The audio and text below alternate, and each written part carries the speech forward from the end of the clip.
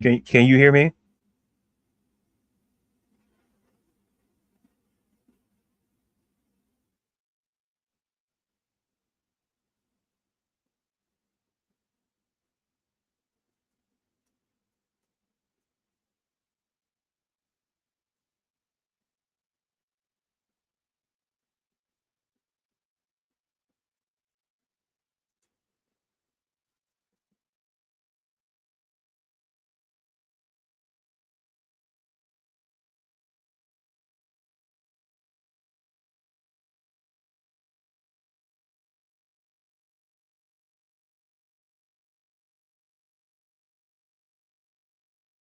Check.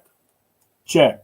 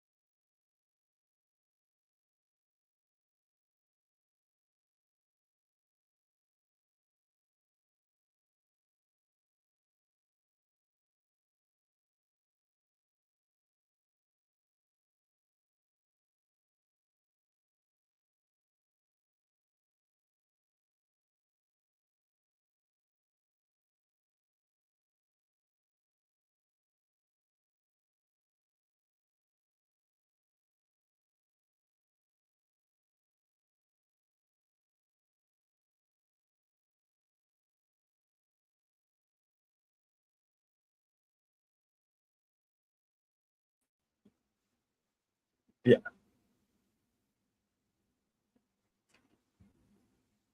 Let me check. Let me see.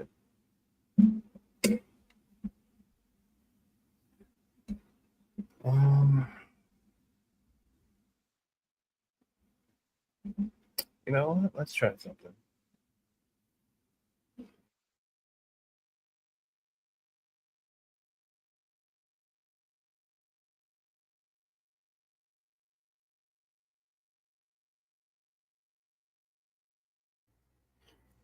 Can you hear me? Yeah, I can hear you. Can you hear me? Okay, yeah. I guess it's the microphone. I don't know. I unplugged my microphone. Okay, all right. Yeah, I get because I just used it the other day, which is weird. But Yeah, because yeah, it's still picking me up on mine. So, all right, cool. yeah. All right. Sorry about the early pre-production show that you got to watch, folks. So that's your Yeah. 6 minutes of behind the scenes of technical con- concerns. Hold on. At least no words were said amongst. Yeah, you saw the logo. We put the logo out there, and no one was like this mother. I said I wanted Parmesan. Good evening. I will be mowing the lawn, so I won't be able to chat much, but I shall be listening. And yeah, can hear both loud and clear. Good. And well, Craig, Okay. hold on, Craig, you did give us some great stuff here, but I wanted to bring this up that he said to me. I don't know if you saw it, Ladarius, but somebody told me it needed to be sent, so just give it a second. Yeah, I don't know if you saw, but apparently Craig was at his workshop again, saying that doesn't work for him, sister. Very clever. Very clever. Yeah. To be fair, after her promo, it was that point she was saying. But yeah, we'll have some fun with all that. Look, I gotta go here. I thought so. Out of the three shows, and we'll talk about Backlash, but I thought NXT brought it again. Yeah. Just the suspense, the drama, the Buttafuoco. I mean the D'Angelo family again. No. I thought you were right the first time. Yeah, I know. It felt like a bumbling show for a while, but NXT is definitely they are capturing a lot of attention, and Stephanie Vacour, A+ on the outfit, A+, plus. You even made Booker, stutter his words for a while. Oh my Lord. So, all right. Well, look, SmackDown. Look, I think the thing we could say with SmackDown, we got to see Fraxium be a part of the tag team division by going after the Street Profits. Great match. Obviously, everyone's going to say, well, if they're 100% to be different, but you're able to do that, I guess. But love the interaction with all the other teams. So, I thought that match was really good. I thought the Cargill Nia match was good. I know the whole thing with Cena. All I gotta say is this, man. John Cena, coolest character in the bunch, because man, the whole bottle throwing. First of all, if you're throwing a beer bottle at a wrestling show, you're an idiot. Yeah. They caught that guy, by the way, and I don't know what happened, but I guarantee he got new bracelets. So I'm like, on the house, nonetheless. Yeah. I mean, who knows? Maybe he got to meet John Cena personally. So, what are you in for? What? You don't want to know. I threw a bottle. Oh, that's all? It hit John Cena. Oh, you fucked up. All right. He's going to find you, man. Oh, shoot, you think you're safe here. This guy you knows see the guy that went through the table. What? Table? Yep. So, I will say this. I thought wrestling all around was good. I thought SmackDown was good. I thought Backlash was okay. I really enjoyed Becky and Lyra. I really did. I thought that was one of my favorite matches of the show. The Fatal 4-Way, it's hard to compete, but I got to say that Fatal 4-Way was probably one of the most fun matches to watch. And really, those were the only matches. Oh, wait a minute. Yeah, there was a couple more, but we'll talk about those too. Dang it. So what did you think about SmackDown, and what did you think about at least the beginning part of SmackDown? I was surprised that Backlash, they did Lyra and Becky the second match. I was very surprised. I thought that would be held off. Yeah, that was very very interesting to me, card choice wise. Yeah. as for SmackDown, I think the biggest thing is like, well, Nia uh versus Jade. That was a good match, and it's Yeah. one of those things where we always talk about like what's next and how we move, title picture wise, Yeah. and Jade and Nia are going to be integral in the. I think we get one more Stratton and Nia match.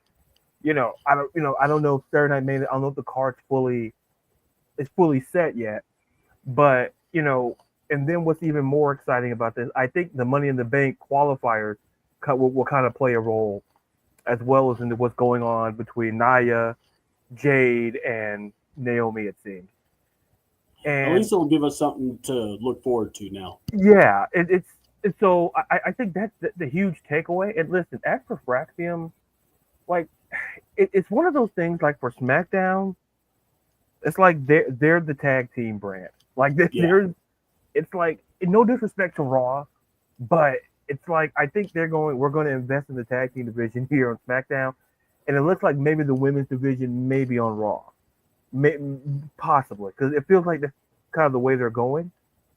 But listen, as for SmackDown was pretty good, and I know we'll go deeper into Backlash in a minute or so, but like Lyra and Becky, like we're not gonna.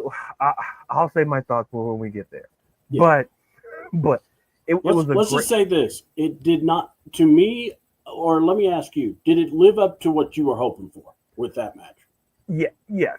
I think if Becky didn't win it, I wanted to, if anything, to elevate Lyra, and I think that Yeah. was the mission accomplished. And I think the ending, it kind of plays into it, but other than that, I think it did what it was supposed to do, and it kind of carried over on Raw, which we'll talk about later as well. Yeah, and we will. Look, I just want to say big shout out because we do have a lot to talk about. So I wanted to make sure that we did put it, in there about SmackDown. I thought SmackDown was a good show. I really did appreciate Jade Cargill. The Charlotte Flair promo was baffling.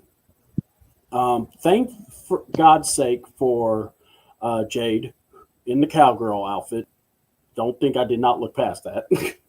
But she kind of was our silver bullet hero by basically saying get to the back of the line. I really was hoping she would have looked at Charlotte and says cut the shit, but she didn't. It's TV.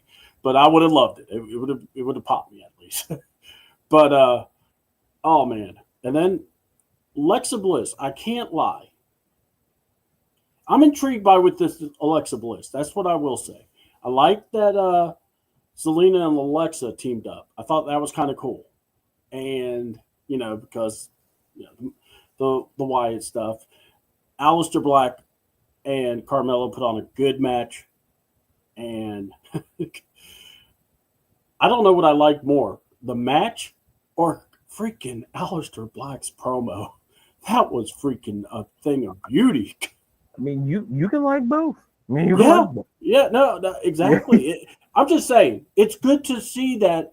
Hey, you got a guy. Make sure you like. It's like this. Make your time matter. Yeah, maximize your time. Absolutely. Yeah, maximize it, man. And if he's doing a promo, a vignette like that, I like that. That works. Dark Side guy. Well, we don't even know these Dark Side. He's like that intermediate guy. I think it's good, and I like that it was a Carmelo, the Carmelo Hayes match, and it was good. I was very surprised with Miz getting the black mask, not Carmelo, but that was a good match. I thought that was really good. Man, shout out to the Profits for doing that match with Fraxium. I was impressed because I'm like going, you could tell. It's like this. If you saw the ladder match, and we gave high praise to it, those guys went all out. So you could tell those. I don't think those were rigged injuries. I think they were legit hurt, and you could tell, man, just God. And I'm going to tell you, the more we see Montez Ford working, this guy's a star. I can't look past it. Go ahead, talk a little bit more about SmackDown. Anything else you want to talk about? I'm going to take this call real quick. I'll be right back.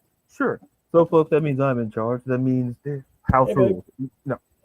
And so I think one of the things that I enjoyed about, and C-Dub kind of hit on it, is talking about, I'm doing a podcast. like Montez Ford, and then, because like I said, Montez Ford, we talked about on the show before, like Montez Ford having that singles run back in Elimination Chamber, after that Elimination Chamber match a couple years ago. But I think they're holding that off because grab I yourself think something. SmackDown tag team home and division then I'll see you when is done, so okay? strong. I think it's so great where like you can keep the Street Profits as champions now make more sense. And I think when you add a team like Fraxium into the mix, already with DIY, already with Pretty Deadly, already with Motor City Machine Guns. So I think they're going to hold off on the Montez run until it runs its course, whenever that is. Because I just don't want it, because how they do tag teams, and we talked about this a bit, is how they kind of view one as maybe being the single star. Oh, yeah. If you look at WWE, they have a strong history of doing that.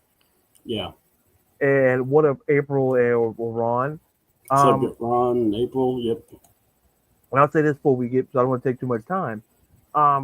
But it's a dynamic that's going to be interesting because, like, Dawkins can kind of go himself, so I don't think he'll be left out of the, if they do, whenever they make that decision. So, like those are my takeaways. It's just like Fraxium adding to a deeper tag team division, like getting some more clarity on what's going to happen for the women's side for Tiffany Stratton's potential opponent, and just it seems that SmackDown is finding its way with the 3-hour thing. I think they're finding a groove because you can fit in a lot of stuff. But listen, like, and think about, like, when I think of 3-hour movies, like a Marvel movie, 3 hours. Yes, I get it, because you gotta. Yeah. It's like this. Everyone's gonna get their stuff in. Iron Man's gotta get his stuff in. Hulk's gotta.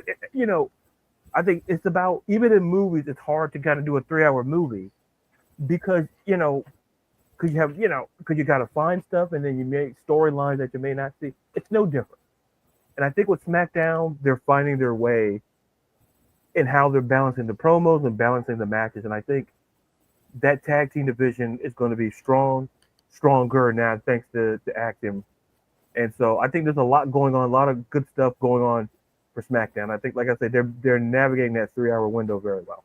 Yeah. I mean, the rumor is that they'll go to 2 soon, but right now I think they're doing what they can. And I will say this: the mid card and the women, or the mid card and the tag team, has been getting a lot more attention, which is really, so got to give them credit for that. So let's talk about it, man. Backlash happened, and we had the Fatal 4-Way, which I said was like one of the best matches I thought on the card. Drew McIntyre, damn savage. I don't know how Drew's feeling. I hope he's okay. Everyone wants to talk about how Pat's feeling. How about Drew McIntyre? The man's head bounced off the concrete or missed the table. So I get it. Pat, we're so proud of Pat. Yeah, screw that. Let's give some. When I saw Drew McIntyre, the man that was the MVP of a lot of this stuff, bounces in on, I was like, oh, that's not good. I was like, that's not supposed to happen. That's not. That doesn't look natural. Yeah. Oh, God. I mean, and by the way, Jacob Fatu is a great heel, great menace. He just has that face. But man, if you throw him off, he's got the best. Someone farted in my face, and I don't understand what the hell just happened to me. Because man, Jeff Cobb showed up, clotheslined the old boy, LA Knight, and the Weeknd took him out too. I mean, I don't know. Maybe he wasn't ready for another member of the band, but I mean, look, you won your match, but at what expense? Yeah, exactly. Look, he's now the 5th trombone player. Come on, let him in. Do we need him? Xylophones. Oh, we need him. All right. What did you think about that? I thought that match was great, but what do you think about it? Yeah. I think it was a great match. I think opening it was it. I think that was the right call. You could have made a case for Becky and Lyra. You could have made a case for either one. But like I said, what I love about these fatal 4-way matches, everybody getting their stuff in. Mm-hmm. And look, I pray that Drew and Damian Priest are okay, because Damian didn't come. Damian kind of took some stuff as well, and his face took it too. I mean, because you saw, what was it, when he did it before, he wasn't bleeding. Then when he came out, it's like, oh Lord, this ain't good. Yeah, it's like when you went like, oh, whoa. You were like, oh, it's like when you had to do the double take. But I think it was a great. I think for Jacob Fatu in his title defense, this just further adds to the lore of like this guy he beat. I think it's a great first. In terms of just having this defense here, and then listen, adding Jeff Cobb to the mix makes it interesting, and we kind of sense like maybe he's going to be a part of it, and then him just showing up, and then look, it's going to be quite an interesting decision because it's going to tie into long-term storytelling, obviously, but as for that moment. It's like we have more questions than answers, but for the match itself, like I hope Drew is okay because listen, that's not supposed to happen. That's someone's cranium going on the concrete is not normal. Look, don't listen. Don't let movies fool you. Make it think, no. Listen, maybe for Jimmy Hoffa, but for still, It was probably buried on, Tony, it don't get me started on that guy. Oh, you were going to go there. Hey, how do you showed up at the safe house? Like that house doesn't look so safe if anybody can just walk up to it. Like I'm just, I think I'll just say this. There's a reason I did not watch it with you because I knew whatever commentary you were going to give me that moment. I'm like, no, I gotta have it on the show. I need to be ready for it. I'm just gonna say this. I'll elaborate more. Oh yes. If Stack shows up to the safe house, so can we really call it a safe house? Like I'm just words to me as someone who deals with words matter. I'm gonna leave it at that. I'll get to more. I'm like, words are so going to matter when we talk about that because, like I said, I have so many questions myself. And then Tony D took an L. Forget it. Yeah, but, we got your NXT takeover or NXT speak. But what I will say, listen, I think it was a great first match, and to me the takeaway is like I hope Drew's okay, I hope Damian's okay, and Jeff Cobb is once again we're just adding dudes. We're adding dudes in to make it, we didn't see no Tonga or any, So I said, well, so or Tonga, I was like, okay, so somebody had to be added. So why not Jeff Cobb? So yeah. So just safety, because I always want people to go in the same way they left. But man, that match was wild. It really was. Love the board at work thing that Damian Priest did too. Shout out to that. Second match of the night, I was stunned because I really wanted this to be semi-main. I really thought it should have been. That's my opinion.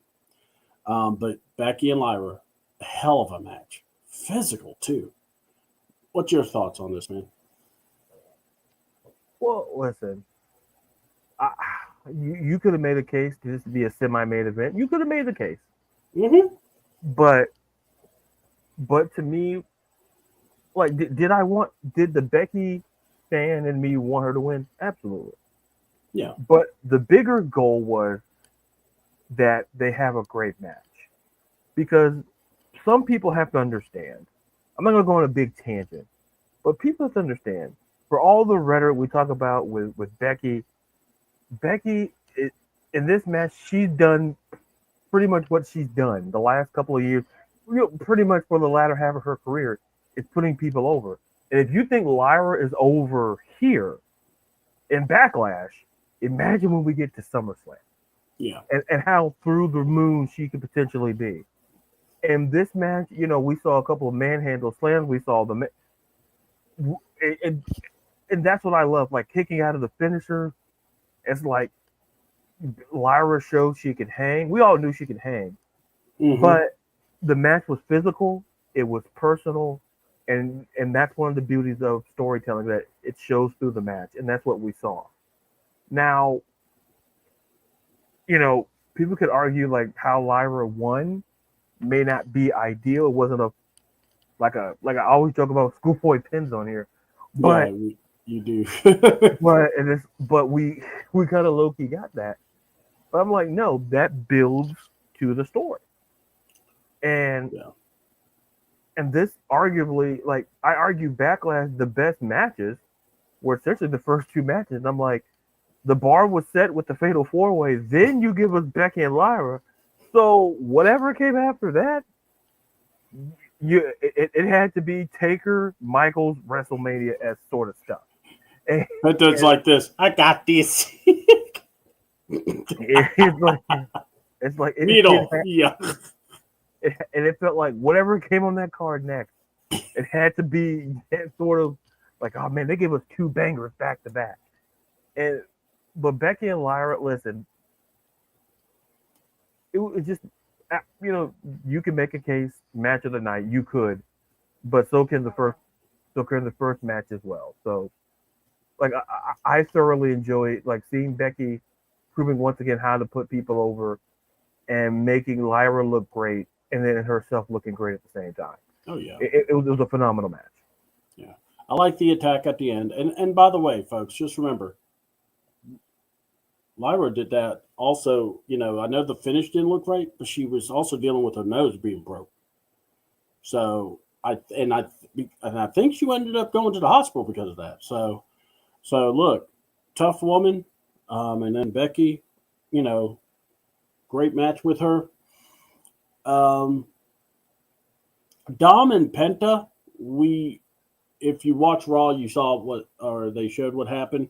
Basically, apparently Finn Balor doesn't know how to cheat anymore. This has become a problem because the man took a little too much time grabbing it, went to attack Penta, but realized he didn't have a chair. So he had to go get a chair. And then by that, Eddie Orango's looking at him like, dude, like, I'm just caught you with your hand in the cookie jar. And Finn's like, no, you didn't. I mean, Finn, really, dude, you're supposed to be this mastermind. Your mastermind ain't really kicking like it is. Look, hold on. Finn, do we need to have a talk? I mean, really? I mean, my boy Ladarius knows how to, help you out if you need it. Yeah. Just send me the deets and listen, we'll send.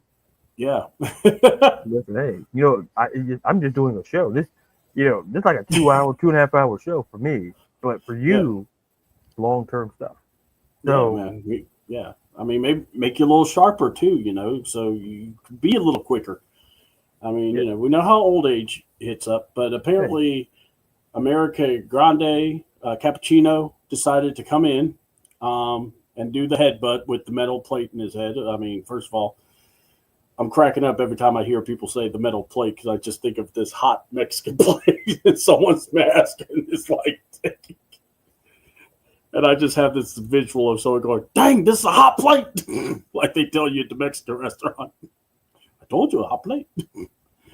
But what did you think about the Intercom? I didn't really. It was a good match. You gave me these two matches before, so I knew it wasn't going to be like, so I just took it for what you gave me. So what do you think? Yeah, like I said, it's when you're booking, like you essentially booked your two best matches of the night, and anything that came after that, even the main event, would have had to be something to that level. Mm-hmm. And there's no disrespect to Penta. There's no disrespect to Dom. It's just it was a good match, but it just didn't like and you can see it in that crowd in St. Louis. Like it's like You gave us a banger, and then you give us another banger, and then you give us this. And it's no disrespect, like I say, to Penta or Dom. They both did great, and even the stuff from Yeah. yeah. But it wasn't a terrible match. I guess that's the thing. It was a solid match between good, two solid competitors, and a little like the stuff from Finn is interesting, but it's it was very hard to top what we saw before, and that's what sucks. It's like being the act that follows the act that follows the act, Yeah. and that's what Dom and Penta did. So It almost was like, look, we're just going to do a match. Don't worry. Just go ahead and put whatever in front of us. Okay. Oh, hell, they really put a lot on us. All right, you ready, Dom? Dom. I just shit my pants. Thanks, Dom. So at least you didn't barf on yourself like that one player, number 5 pick. Anyway. Oh, God. Well, I can't wait to have that talk tomorrow. So do you want to talk about this next match? I'll take over your role. Yeah, go ahead. Okay. Go ahead. So switching roles here. Yeah. Hot tag. So let's have a conversation. We had Gunther, the Ring General, versus Patrick Aloysius Maleficent McAfee. And listen, the McAfee came out on a jersey. It's pink choice. And Gunther came out as Gunther. And there was some interesting aspects of the match. Wasn't the squash that I thought it would be. But CW, I'm curious to get your thoughts on the match and your takeaways. Oh, God. I hated this match, first of all. Or what was so funny, he comes in that mesh football jersey. And it's like, almost wanted to go, did you find out that this city used to be the St. Louis Rams, so you can actually wear that color? Because if so, good on you. And I'm like, okay, so he's going to wear a jersey. And then he takes off the jersey, and I went, oh, this is going to be good. And then Michael Cole, I thought had Jim Ross invade his body. And I was waiting for the jar of M&Ms to be attacked upon Gunther. But thank God that didn't happen. And if you don't know what I'm talking about, watch Jerry Lawler and Taz dust-ups. And JR used a jar of M&Ms to stop Taz. That was a legit thing that happened. I think it was at WrestleMania too, or before. I don't remember when. But anyway, but Michael Cole trying to interfere with Gunther, if that match would have ended like that, I wanted Gunther to powerbomb through the table multiple times through Pat McAfee. And by the way, love the stumbling block off the top rope like you've never wrestled before. Stop, Pat. I will say this. This match should not have been as close. They made this match, like him fighting out of the sleeper. I was like, really? I get he's a former football player. I get you're trying to, but there's no benefit. It's Gunther. Let Gunther beat him up. Unless you were going to have someone to interfere. If you would have had someone legit interfere, I would have understood it. So let's see. Craig said, it would not surprise me if someday we find out Cole and McAfee were having an affair. This is what's up with those two. Thank you. I really did. I thought it was just me because they were looking too close together. I was like, dude, you guys need to stop. Old man, young man, I don't know what the hell. Pat's wife needs to have a talk with him. Like maybe why is Michael in the bed too?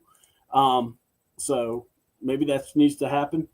But no, seriously, I thought Gunther did his job well. But man, Pat McAfee, it's like this. The chops, you deserve to get chopped. You deserve. One thing I wish he got that he didn't get the drop kick when Gunther does the shotgun drop kick. But that was the only move I was hoping for that he didn't get to deliver. But he did do the power bomb, so I was happy about that. And by the way, in the voice of people I know in indie wrestling, stop with the super kicks. You're not the Young Bucks. He did a punt kick. He did a bro kick. He did a super kick. I'm like, dear God, could Pat stop with the spamming of the kicks? I was at one point. I wish there was a mic on him, but I'm glad there wasn't. And him going, okay, that didn't work. What would work here? Super kick. Oh, that didn't work. Maybe I need to slap my hip harder. Dog. But those were my thoughts about Patrick Aloysius McAfee and Gunther. Boy, you really didn't hold back there. So I felt. I think I was very well, Yeah, I don't think you held. I think you very didn't hold back. professional. Yeah. Oh, come on, Craig.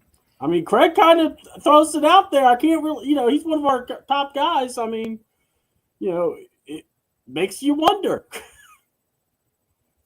Do we need to have a talk with Pat's wife? Can she shine light? Why does Michael Cole keep sleeping over all the time? That might need to be an investigative story.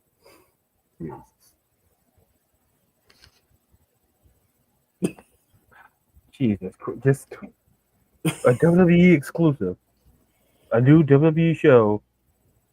Pat and Mike together, like, and Pat be like, "Yeah, we're totally boys," and Michael, "We're gay." Two marriages destroyed by one deep dark secret. Jesus, it's like, listen. I listen. They have I will say this: they have an interesting friendship, and like I say, the stuff Cole did was interesting. Leaving the announcer's desk, I'm like, okay. Like, I wasn't mad. I was like, fist of fury, angry about it, but it was something that happened, and I don't know how better off we are for it. So there you go. At least Gunther didn't rip his shirt off and chop him. That would have been really bad too. Yeah, man. Tessator to come from the back so fast. I'm at home, but I'll catch the flight. Hold on. Tessator walks in with the jacket with the button unbuttoned. Everyone's like, "Where did you come from?" He's like, I caught a flight as soon as I saw. On who? Superman? Yes. The tests don't play. Hey, Wade, how you doing? Wade's like, I'm so glad you got my message. Of course, you hit the test light. Tests.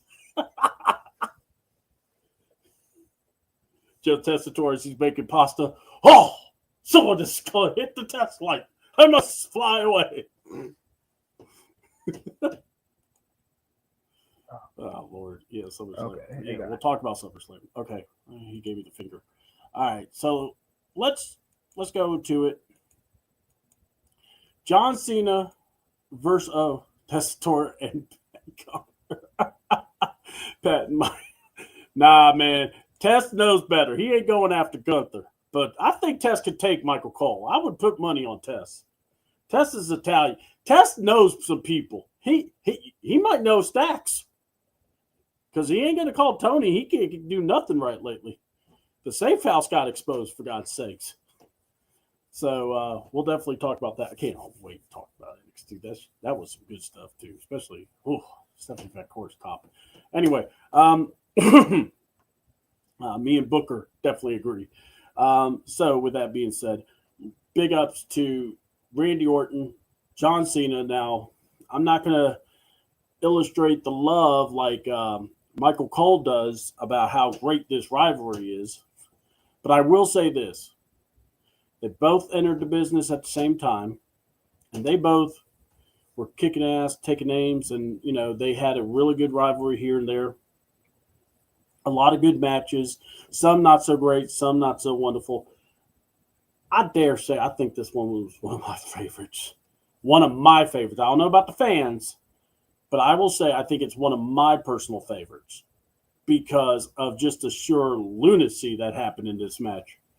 So, Ladarius, you back yet? Just so you know. All right, I'll go ahead and just give my spiel, and we'll give Ladarius some time. Let's talk about it.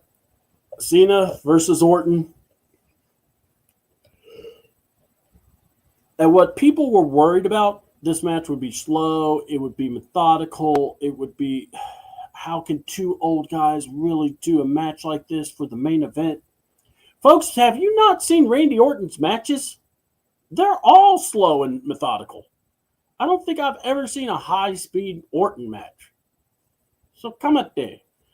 John Cena, he's working that style too, so it worked very well. This was a match that I think kind of not just married it, but just really made this match easy to watch for me. It really did. For the first 10, 15 minutes, I was just watching it and just enjoying it.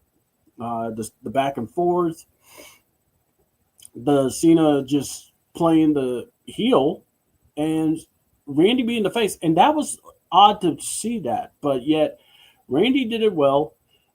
But it was kind of easy. Randy was being in since St. Louis, so this was like perfect. I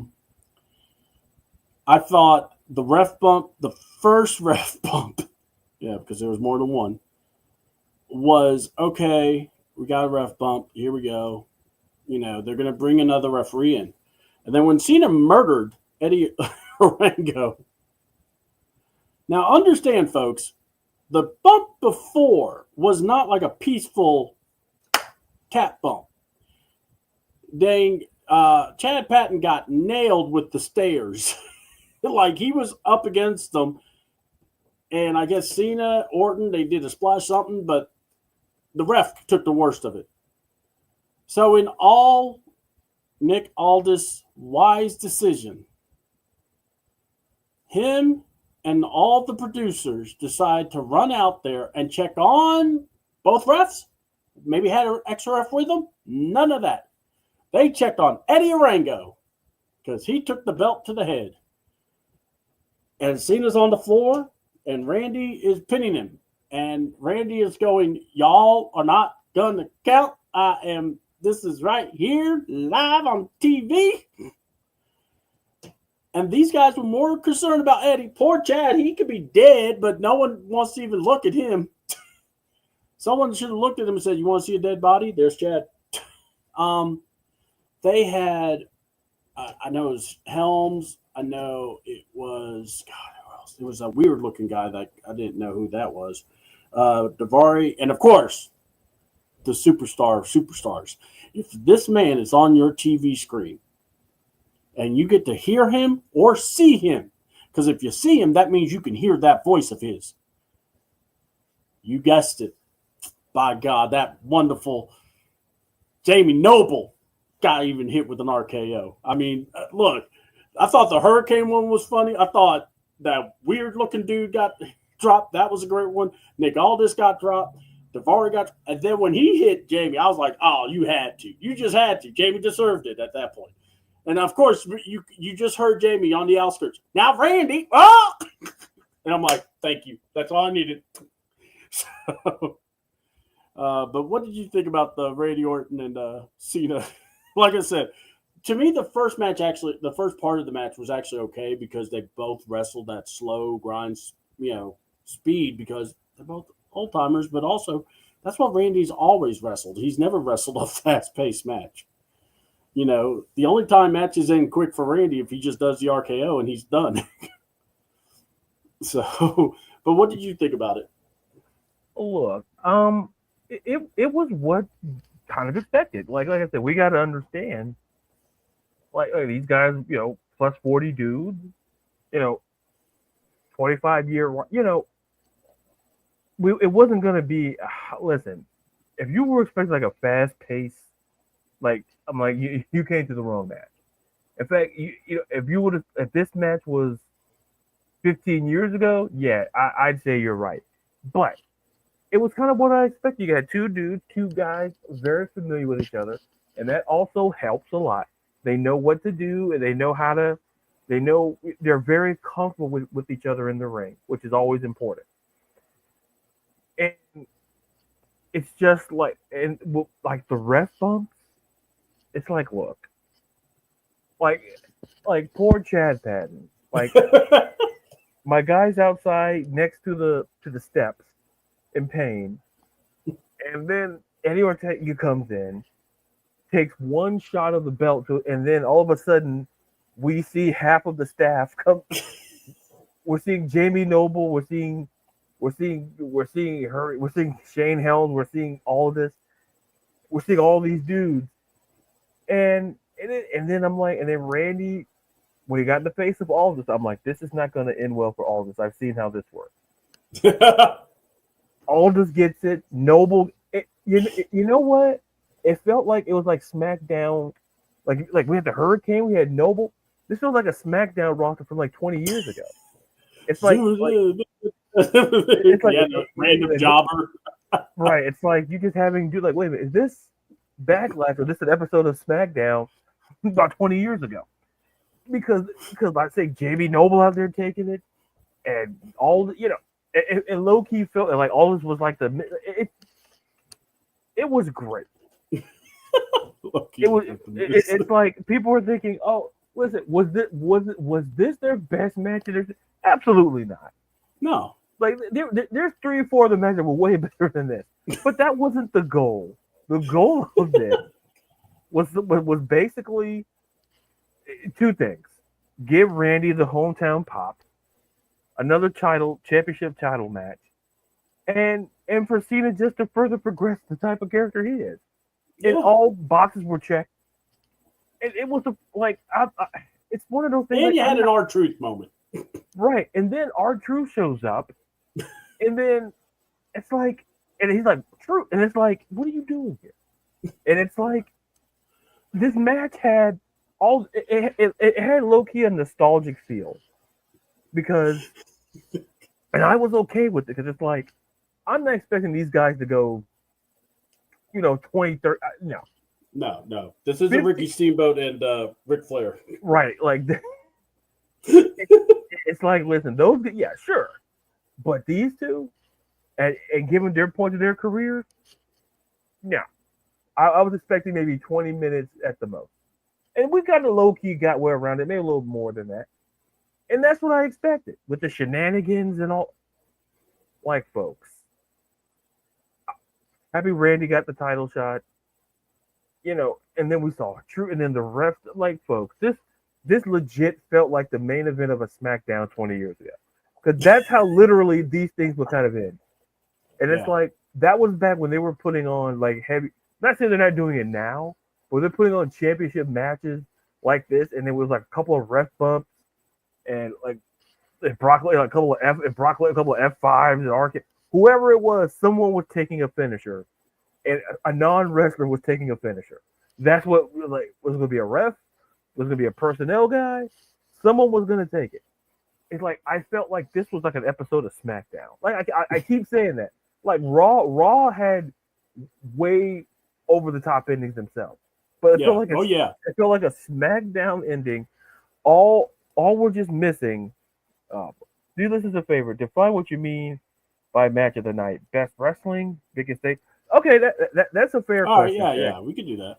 Like what when we mean like match of the night, when we talk about match of the night, we're talking about a match that kind of, there's a vibe issue, but you could feel the crowd was into it, and it felt like the mistakes were at a minimum, and you could just you could talk about that match afterwards. Right. It's like you can have a conversation the next day and break down how great it was from a storyline, from the match itself.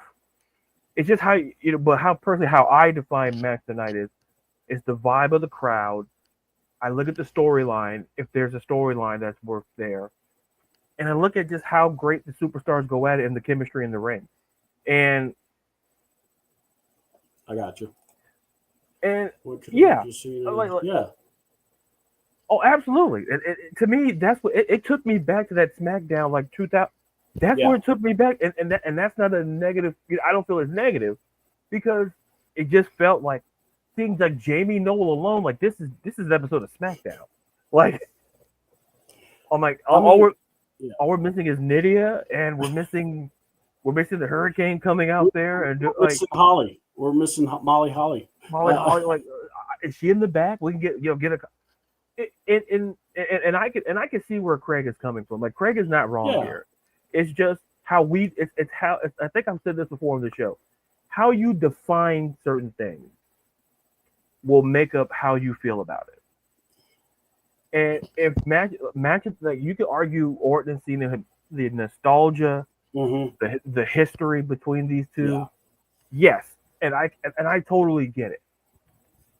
And like I said, I tell people this. I'm not going to tell you now. If you start saying that McAfee and Good was match of the night, then we have to have a conversation. Amen. Like, but I That's can right, Joel. argue. Yeah, it's like you can argue three of the matches on this card could Yeah. stake their claim to match of the night. It's how you define it. Me personally, I give the edge to me personally. It's Becky and Lyra Mm-hmm. because of the storyline, because the crowd was into it, and it felt like those two in the ring were just the chemistry was there. That's just my personal. Now everybody else may not carry that, and that's okay. But I can understand where Craig is coming from here. Yeah. It's just like I always say, there's no wrong answers. It's as long as like Craig how he laid it out here. It's like if this was kind of like the Attitude Era and kind of like transition to the Ruthless Aggression. If you were Yeah. kind of this was the match for you. It's like Yeah. it's the guys like us transitioning from the Attitude Era, and you're getting Ruthless Aggression. Like if you were, and Craig's point, like I said, Craig's point makes a lot of sense. So Yeah. Yeah. but just Here, seeing Jamie Noble taking out like Jesus Christ, it's yeah. like this. I mean, This is here's what like I'm going to say. this is SmackDown. Yeah. This was not a. It's like this. I have seen Randy Orton, John Cena matches. All right. Where we are. Oh, I think. Oh, people care what I say, Craig. I don't know if that's true or not. I will say this for Randy Orton, John Cena match. That was a good match. I think, the Breaking Point I Quit match, it will forever be one of my favorite matches of theirs. There's other matches you can go to. This one will just be one of the footnotes, but it's a good match. It was just, that's what I mean. I'm not saying there was nothing bad about it. I actually am okay with it.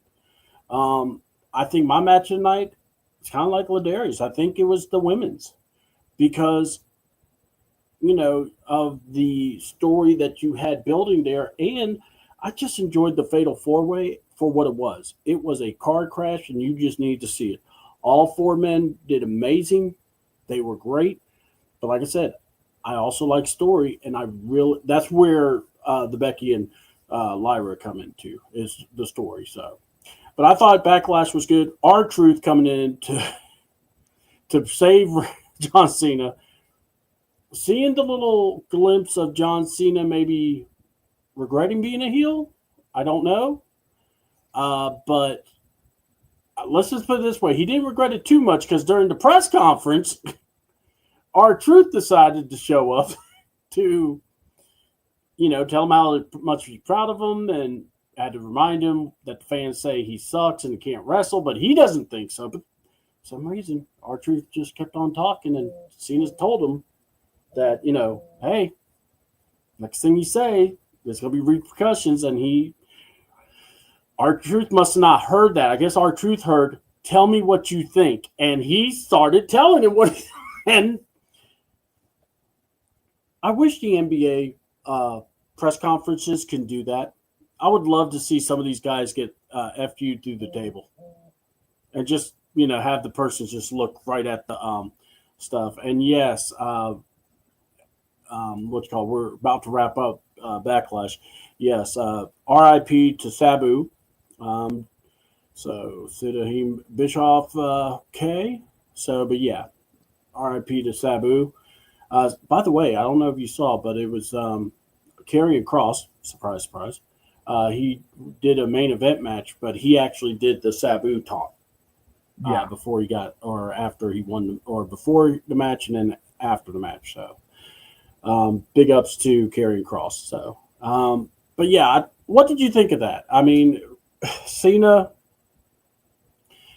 Do you think we might be seeing maybe a tease of him eventually coming back before he retires? Because that would be kind of cool. But, or, what do we see for Cena with this? I mean, especially with the R-Truth, that means Saturday Night Main Event. The rumor is that's where they're going to do that match. Yeah, if we get that match, I would absolutely love it. Mm-hmm. Because for those, we have to remember that people look at R-Truth like as a listen, but he can go in the ring. Like if people, and we got to remember, like it was at the the Capital Punishment pay-per-view where he faced Cena, and it's like, and if I told you that was his lone like heavyweight champion, people wouldn't believe you. But and I think to kind of he has to face R-Truth during this run. It would not fit the narrative if we just skipped over it. Mm-hmm. I think if we get to that Saturday Night Main Event, I'm on board with it. And because just given the history between those two and how I would personally love it. And you could tell, like, you could tell, I don't know if you could tell, but like whether it's at the press conference or kind of like when he left the ring, it's starting to get to Cena. Like, we saw his character, but I think he started to understand that we're closer to the end than we are to the beginning of this. And I think he's understanding, like, there's so many, like he mentioned in a promo, there's so many dates left.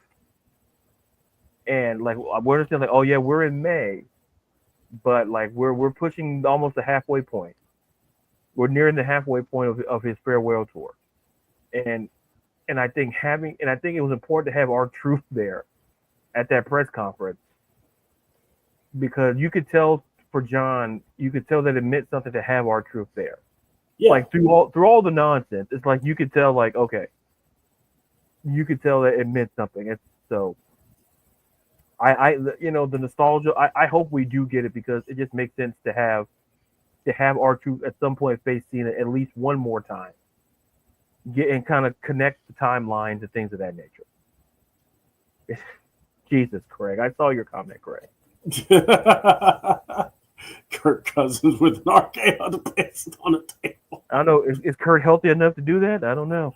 You see, hold on. That probably, I would say Drake London would do the attitude adjustment to him. Yeah. Like, boy, fumble that ball again. We know somebody that would, take a shot. Anyway. We won't mention any names, Ron, but Yeah. Ron would have a belt. But anyway, we won't mention the person the last time brought a belt into something, and he doesn't work for that company no more. Thank God. So, all right, Monday Night Raw. We started with CM Punk. I like it when we start with something, but it kind of goes for like the flow of the show. And CM Punk just talking will always do it, especially when he's calling Paul Heyman the Penguin. You can't unsee it. You can't unsee it. Yeah, and then Seth Rollins as Timu Punk. So, I mean, he did try to pull the Messiah thing out one time. So, I mean, Punk was anyway, the city is Satan or something like that. Oh, anyway, when he pulled that whole cult gimmick, which he did really good, by the way, for that chick who shaved her head, who's like invisible in AEW. We don't even know where she's at. Anyway, got it. Deep, if you're watching, I know who you are. Oh, that's her name. Thank you. I have no clue. I couldn't remember. Put you on TV. You deserve to be on TV. All right. There we go. See? That's all I'm trying to say. But God forbid somebody keeps WWE out their mouth, Mr. Will Ospreay or Ricochet. By the way, Javon Evans, master cook, master chef of the WWE Twitterverse. Jeez. Man cooked not only the promoter, but Ricochet. Oh my God! Did you see any of that? By the way, Yes, I did. Hey, I saw the cokehead, and then I'm like, you know what? I didn't like that. Rashad, Javon was like, "I want to help the indie scene." It's like it just feels like I here's the thing. It just kind of feels like both of like guys. Just a part of me just says, "Hey, just compete." But like this, and like just when they go online to each other, listen, they cooking one another, and I'm like, and it's sometimes more entertaining than like listen. Listen, is Javon Evans worried about being sued for libel? No, he's not. Doesn't care. Look, you just call someone a cokehead on social media. You basically called him Tony Montoya on social media, and it's like, come on. I mean, he's probably been talking to Ricky Saints, and Ricky had to drop a couple of dimes about, Mr. Snowflake. Anyway, but yeah. So look, all this was to get Punk in getting interaction with Braun and Seth. Sammy comes out, so obviously we find out later on it's going to be Saturday night main event: Punk and Zayn versus Braun and Seth. Now they also helped. Now Jey Uso came and helped too. So do you think there's a third person going to be involved? And if you do, who would you put as your third person? Oh, that's a great question. Yeah. Listen, I hope they booked this better than they did that Deep State and D'Angelo stuff, because I think math is always important. There's two of them. There's two of them, and there's three. Like, oh, hold on. To be fair, in the promo where Seth is talking to Braun, he goes, "They think they outsmarted us. Like we didn't know there's three of them and two of us." So your guy, he knew. Listen, I told him. I said, "Listen, you can't go and look like that D'Angelo guy. Like, listen, Seth, you're better than that. You're a Grand Slam champion. You're a main eventer. You're an innovator. You're a messiah. You can't go around doing stuff like that." And so the speech worked. The speech worked. Now, as far as the third guy, that's interesting because you could kind of go a lot of different routes. But if I had to give a name, I don't think it'll happen, but I would love to see it. A part of me is low-key feeling like I would love to have Karrion Kross somehow be a part. I know it's not going to happen because I think Karrion is maybe they're doing something different, but it just kind of feels truth is an absolute defense to slander. Thank you. Yeah, the wise man is also a legal representative. We here at Wrestle Take do not condone the comments made. It is a show made for entertainment purposes. But I think Karrion Kross is the name. I think you could go. See, it's super difficult because I would have liked Drew McIntyre as a matter, but now that he's hurt, I don't know. There's a couple of people. Listen, I'm just glad we're getting a third person because it just seems like math in that company as of late not been great. So it's like if Seth Rollins can get a third guy, why couldn't you go get a fourth guy, D'Angelo? Here we go. Like, you sent Christofino down to Evolve. You could have been like, hey, Sean Legacy, do you want to join us? Hey, Cappuccino Jones. Arlen Lewis, do you want to join? Yeah. It's like, Hell, you do a long shot. Hey, Bryce Donovan, do you want like you? There's so many routes you could have went. I The just named Carver three game dudes. that beat you. Yeah, you could hit Keanu Carver. Like I just literally named 3, 4 people, and you couldn't get anybody. It's like okay, You couldn't even talk to Tim Thatcher. he's just he a former. We're gonna go there. Anyway, let me get back on track. Yeah. Let me bring you back in. We're talking about Punk, Seth But- Rollins being smart. But like Seth knew that Seth sensed it. And listen, the fourth guy is going to be interesting. Yeah. It's going to be somebody maybe on the radar, off. I could have made a case. It could have been Jeff Cobb, but Jeff Cobb's with, because I figured Jeff Cobb was going to come up at some point. Yeah.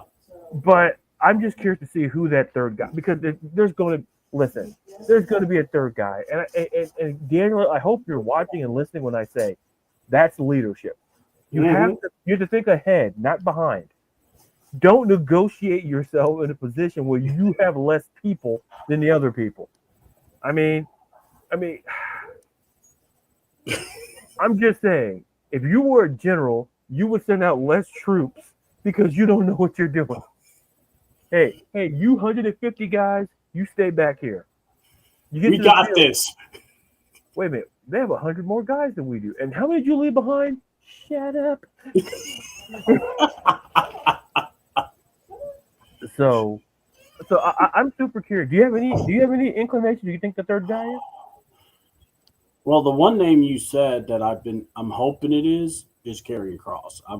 I am also of the Karrion Kross belief, because why not? I mean, especially if Drew's out. If Drew's out, man, come on, just pull this guy. This guy could work well with Seth as well as with Braun and Paul Heyman.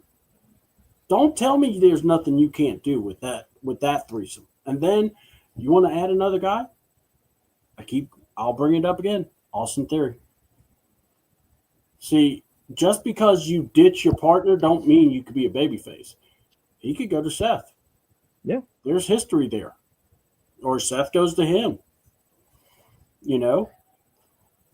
So it could go any round of ways, but yeah, I'm like, it's like this.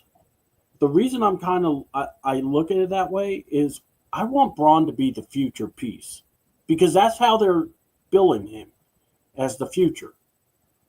Seth is the guy that's, the leader. And for the right price, do you join the family with Darius? Oh, There is no price. yeah. That price tag does not exist. So, all right. Yeah. This is what bothered me and what I thought would end up happening. All right. Commercial spot. We see Penta come out. Chad Gable's about to come out. And then Michael Cole's talking, and you hear the, what? Let's go. And completely buried the match. Because everyone's like, oh, that's Pat. And, I thought it was an SNL skit. It's Pat. We didn't know if it was a guy or a girl. And it's time for androgyny. And I swear to God, Paul, the last stuff. What's up, though, C-Dub? What's up there, Millie Mills? Millie? But yeah, so, and then Michael Cole.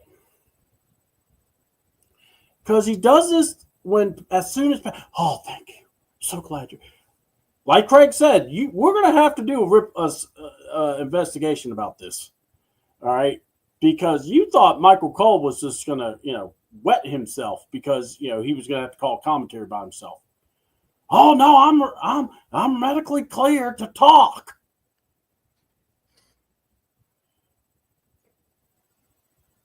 So, anyway, they had their stupid party, frat boysness, and then we saw homeboy go from there to doing his what was it?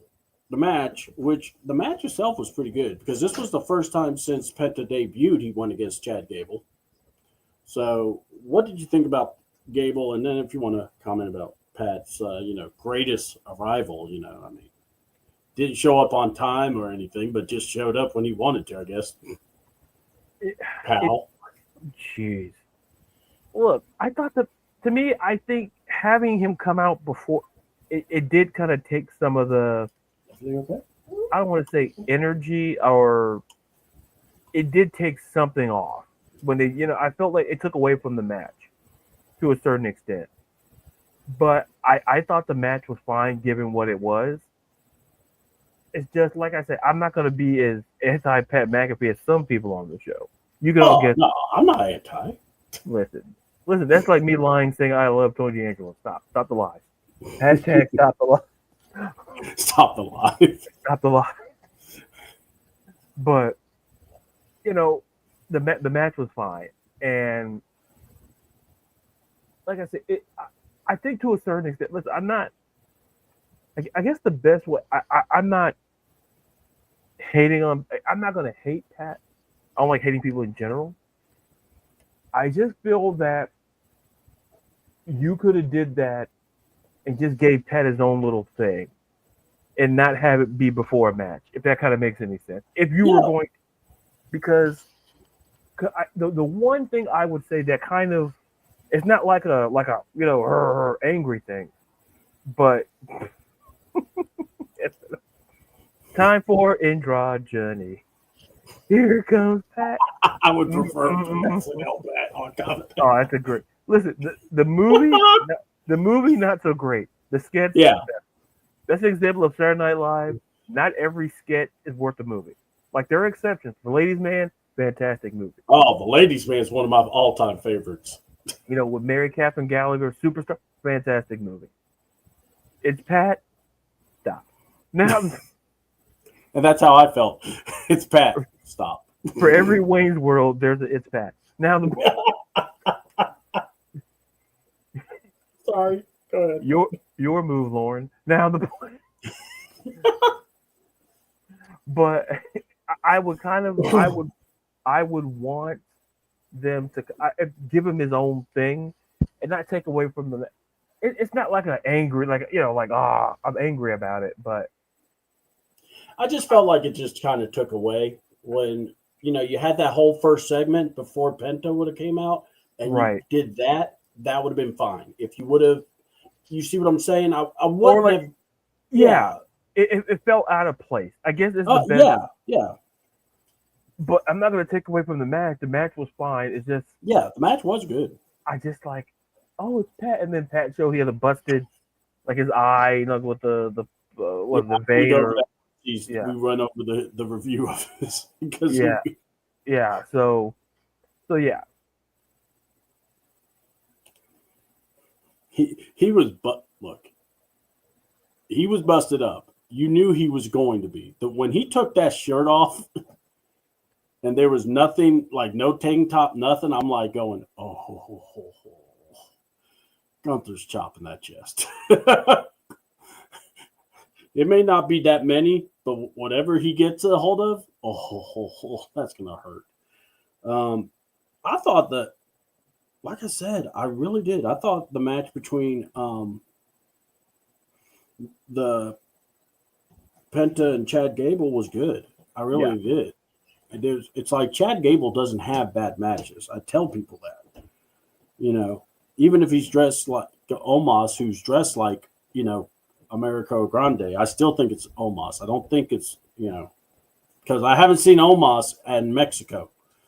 So he could be him. He could be there. So solid match. Nonetheless, Penta debuts. And then, they were talking about that. So New Day showed up and they were making fun of Pat, which is always a good thing for me. But yeah, Pat's talking about the blood vessel in his eye and look, I've seen those kind of injuries because, knowing quite a few guys. So I understand. But my thing is, Michael Cole's like, come on, Pat, just get up on the stage. Get up on the table. Come on, cheer him. And I'm just going, man, find someone that loves you like Michael Cole loves Pat. I tell you. Because now Craig's got that in my head now. I can't get that out. So, but of course, Xavier and Kofi were making fun of Pat McAfee and Michael Cole, which was grade A material. To the point I wish they would have stayed on commentary. But, we know what was happening. The Creeds pick up a surprise win against the War Raiders. So that means a little later on we find out that they're going to have a three-way match. I'm all for it, especially with both teams. Is there a direct fix to helping the Raw Tag Team division? Because I'm wondering maybe should they look when they are able to do when they get into the draft, they need to go and try to bring in either Fraxium or the Machine Guns. I would pick the Machine Guns actually to go to Raw. Mm-hmm. But what do you think that would help? I mean, what do you think? I think they need to add at least 2 more teams. Yeah. And I think the Motor City Machine Guns work. And I could argue you could potentially look at NXT as if you wanted to and kind of get something from there. Because like I said, I thought I'd never say this in a million years, but would they even consider putting Hank and Tank on the main roster? And that could legitimately happen. Don't do that to me. Don't do that. I got Pat McAfee. That's enough for me. It could happen. You put those two with Pat, do you realize what those two, Pat and Michael Cole, would be on us? That's hell. We can't have that. Ladarius, no. Hold on. I got it. I was going to debut this later, but you know what? That doesn't work for me, sister. That's right.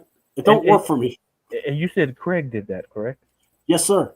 Yes, sir. I actually have to say, he did a heck of a job. Craig, we'll have a conversation, Craig.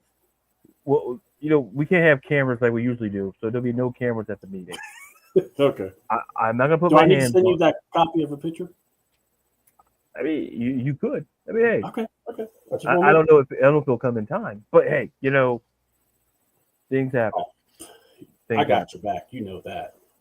You my homie. So it's all good. It's all good. Just make sure. Here we go.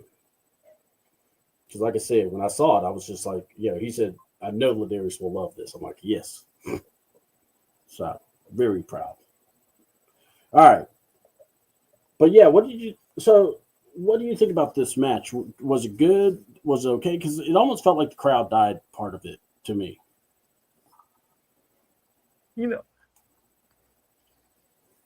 Like he said, he's quoting Beauty and the Beast.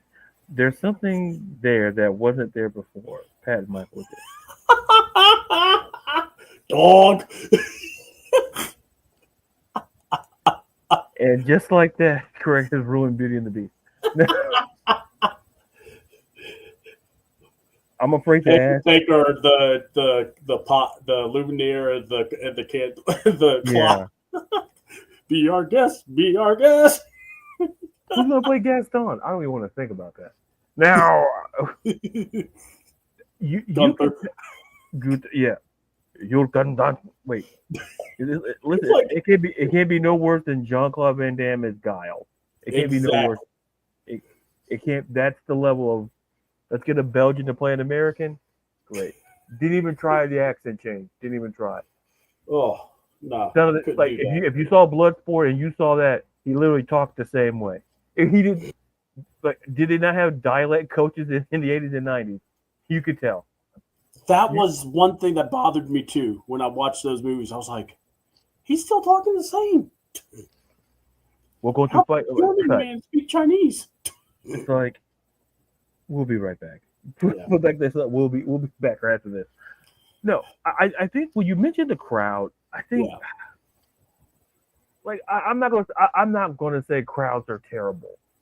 I think we were so spoiled by those European crowds early on this year, and like their energy And it's like, and so I always say to myself, would a European crowd feel the same? Would they have, kind of felt that way during that match? And I don't know. So, like I said, that's the kind of barometer whether it's good, better, and different. But I think it was a match. And like I say, I go back to the state of the tag team division and I go, look, hopefully post draft things get better because I can't see how it gets any worse. And that's because, like I say, we might have to entertain the idea of Hank and Tank being on the main roster. But I would welcome going back to the two tag or merging both belts and making them defend, or basically making them unprotected where they can go both to Raw and SmackDown. Because that would probably be the smarter way to go. I think, here's why I agree. I think that, listen, I think they're doing with the women's titles. They've been doing it that way, unbeknownst. And it works because you're exposing it to all your brands. And listen, now you have I'm not going to say you could also put this thing on Evolve. I'm not saying nobody from Evolve is that, but you could do that. Yeah. Because there's great tag teams in Evolve. And Swipe Right. And then, to me, that. Joe, what's called Cappuccino Jones. And then there's the Cartwheel, which I like. I was going to say handspring somebody, but I got that guy. Sorry, pal. I don't know. I saw him doing that move. I was like, golly. Yeah, we need something fun like R-Truth and LA Knight. I don't want to do that to LA Knight. I don't mind R-Truth though. People in the club, what's up? Yeah, in the club. Yeah, what's up? Yeah, what's up? I didn't think I was going to enjoy Awesome Truth like I did. So I kind of can see it. I just, like I said, I don't know, man. It's one of those. Yeah, it's like. But I do like throwing together tag teams if there's chemistry there. Yeah, listen, Golden Truth wasn't that bad either. No. That's kind of why I would like to see Karrion Kross team up with Braun Breaker. That would be really cool. Oh, that'd be a murder's row. Yeah. So Jey Uso. Now look, real quick. So we just said about Sami Zayn, CM Punk teaming up to go against Seth and Braun. Mm-hmm. That's going to be Saturday night main event. I want to say May 24th. So get ready for that. That weekend is going to be crazy wrestling all over the place. Yeah. But also big ups because there's a rumor that even though it's on the same day as All In, when they go to Texas, WWE may be coming to Atlanta for an all-women's show. Oh, I did see. For Atlanta, Georgia, and it will be Evolution 2 is what the rumor is. Nothing's been, stapled down or anything. We're still kind of like checking out, see what it could be. So once we get more info, obviously we'll see if that actually happens. What I really want is LA Knight winning Money in the Bank, and I think that ship sailed. And I'm workshopping new ideas. LA Knight, I don't know if he'll be a Money in the Bank. He might, but if not, he's still over. He's got that crowd. And that's the thing. If he can keep with the crowd still wants him, they'll find a way to use him. They're going to keep him in that rotation. So Jey Uso's talking about Logan Paul. They showed footage of Logan Paul punching Jey Uso. Everybody was losing their minds over this footage. Pat McAfee, Michael Cole, talking about how it was breaking records. I am on X. I did not see this thing pop up, and I review wrestling. So I never saw this supposed hit. And I'm just going, something's not right here. And I message some people like, I didn't see it. It's like normally when you see something, it gets around. But it never got around. So I'm just going, look, WWE, you don't have to cook numbers, okay? But if somebody forgot to spread that video around, that's on y'all. I mean, or that's on Logan if he's using his stuff to do it. But yeah, I just found that so interesting because I didn't see it come up until maybe I want to say that Wednesday or Thursday, and I was like, okay, and I don't care. I mean, I was like, because it's Logan Paul. And I almost feel Jey Uso said the same thing because he goes, he's going to show him up in the fans. They're going to go at it at Saturday Night Main Event. Gunther arrives. I was surprised Gunther wasn't allowed to stand on the table, actually, and, pour his heart out about how he was feeling after that long and hard fight with Pat Mac. Oh, wait a minute. Didn't need to happen because he didn't have one. Anyway.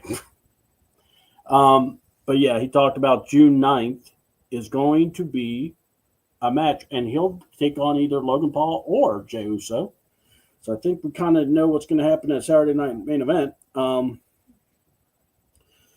Dear God, does this mean Goldberg's going to interfere in this match? I really hope not, because I'm not, look, I don't, it's like this. If you want to do an F finish where Seth and the guys get Jey disqualified because they're in a feud with Jey Uso, I have no problem with that. That actually makes sense. But if we're just bringing Goldberg, I don't even want to say it. Goldberg, so he can have his retirement match against Gunther. What do you guys say? I don't have anything to say.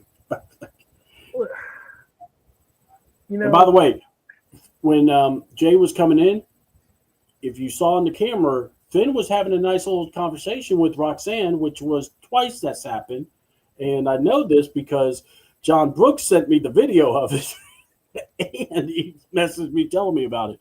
So, yeah, I did get your message, John, and I really did. I did watch that, and that was the first thing I thought when I saw it was, yeah, John's going to send me that video. Yeah. And sure enough, I got it.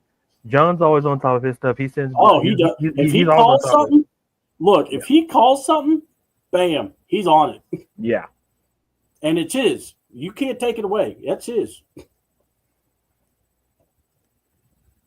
John's always on top of the case. Yes. Deputy Dog. But Deputy Dog. But going back, listen, if I didn't want to believe that since Gunther lost the belt, he faced Pat McAfee, and now he has to face Bill Goldberg. Well, he's going to face Jey Uso for the title. Yeah. But you know what I'm saying. Mm-hmm. It's like since losing to it's like my biggest concern is I don't know if it's listen, as far as I'm concerned, like Goldberg. You said it right. That's how you want to end your career, my guy. Like, to me, it would have made a little bit more sense to have it be Braun Breaker be his final opponent, because there's the Georgia connection, and then there's the connection of his dad and his uncle, WCW connection. So there's a lot of. I would have listen. That would have been me. Like either way, Goldberg's going to get cooked. He gets sent back to his wife probably in pieces and not the same way he left. But I would have went Braun Breaker versus Goldberg because there's a lot of connecting the dots there. So, I mean, if we get Gunther versus Gunther having to face Pat McAfee and Goldberg in the same year, listen, I don't know. I'm like people say Gunther's not getting buried by any stretch of the imagination. No. It's just that. So. Listen, if you need a guy to take somebody out, yeah, Gunther would kind of feel. Gunther is still over. 80% of his time there has been a champion. He's fine. He's okay. There's no need to kind of when he faces if he's going to put on a great match against Jey Uso. So he's still around the title, or to a certain extent. So. But listen, I hope Goldberg's okay.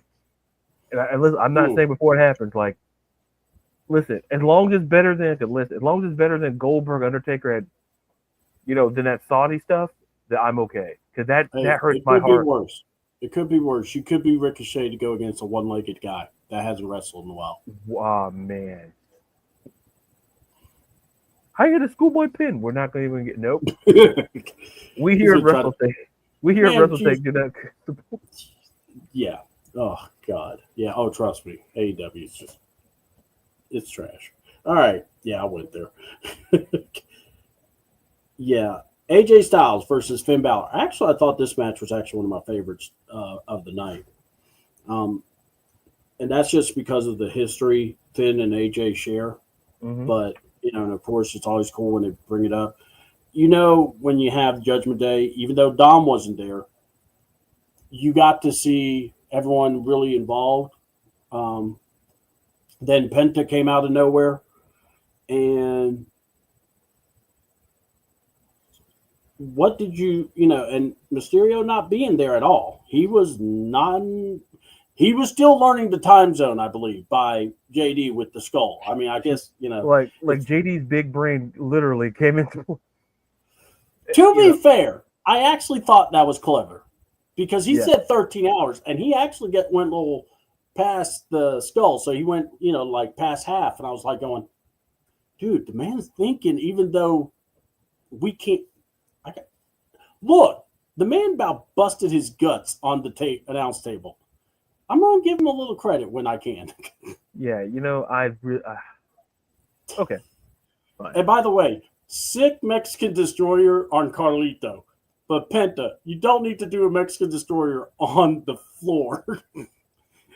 I mean, you're poor toxics.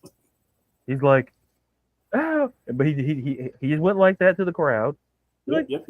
Like, hey, we're all good. Yeah. We loved it. Hold on. As long as you can, do that now. If you went,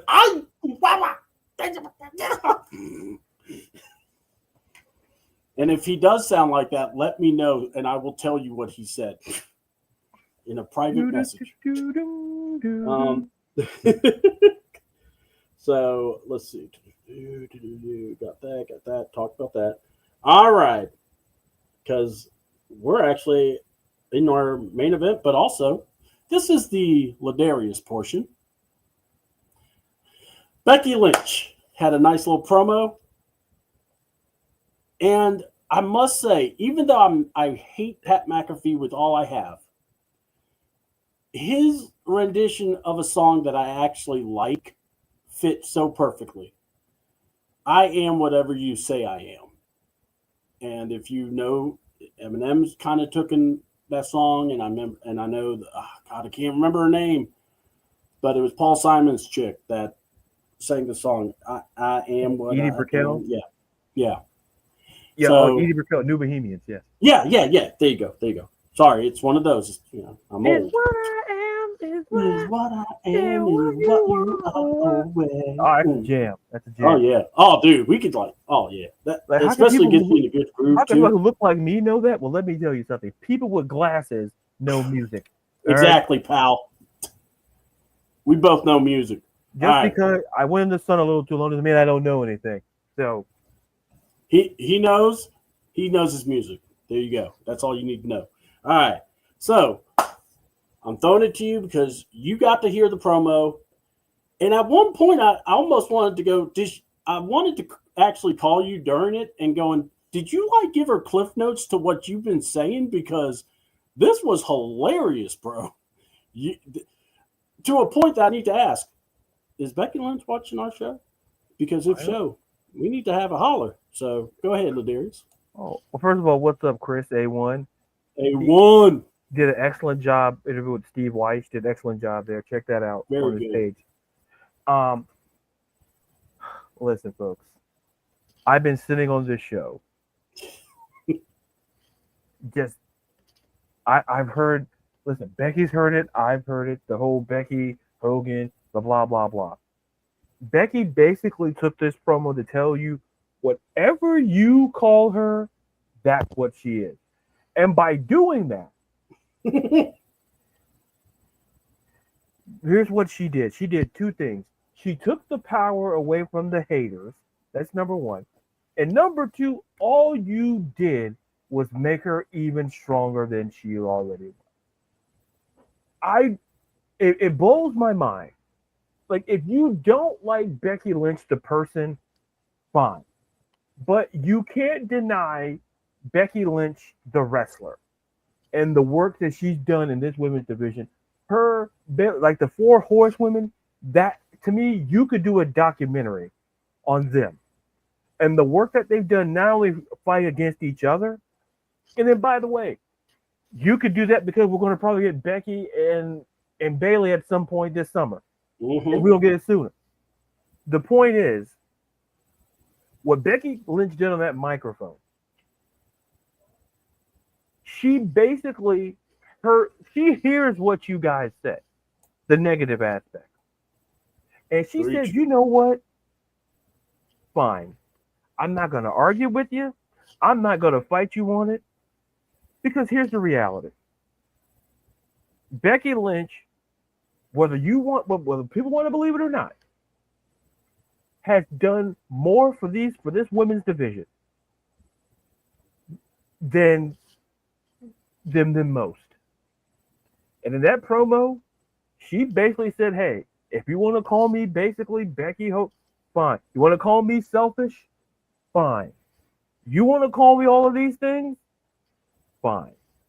That's who I am.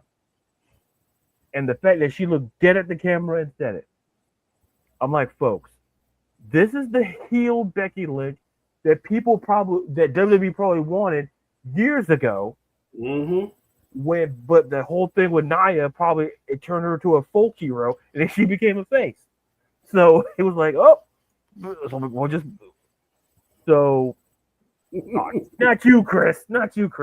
Well, I mean, we do have this picture, so I mean, that is what people may be laughing at. I mean, Becky's not Becky. I mean, do you see me laughing? That's the more important part of the story.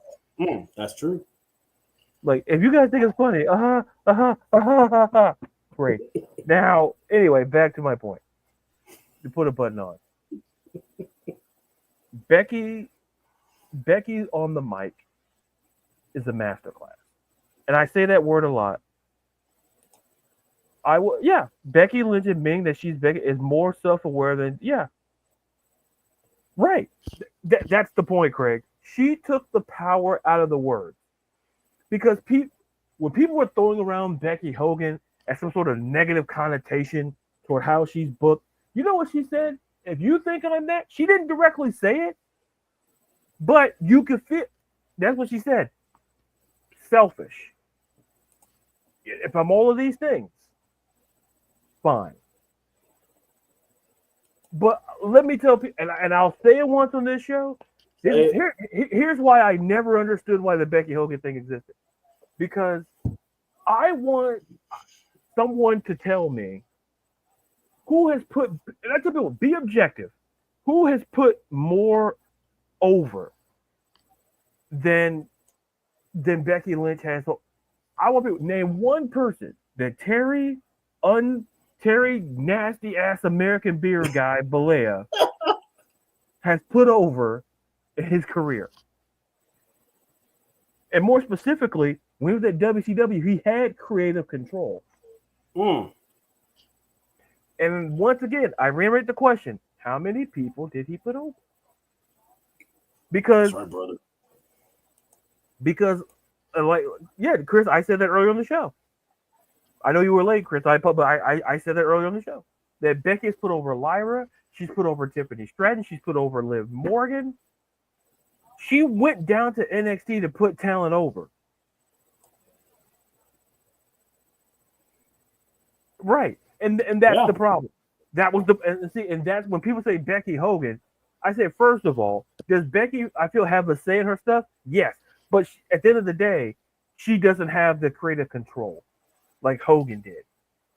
And I tell people, and it's not about this is not about like people want to make it a WWE or AW. Listen, I love Mercedes Moné, but you guys are walking around here calling her Becky Hogan. We're not calling her Mercedes Hogan. We're not having that conversation. I haven't printed that picture out yet. the two worst things that you could do for somebody is give them creative control and give them guaranteed money, fully guaranteed money.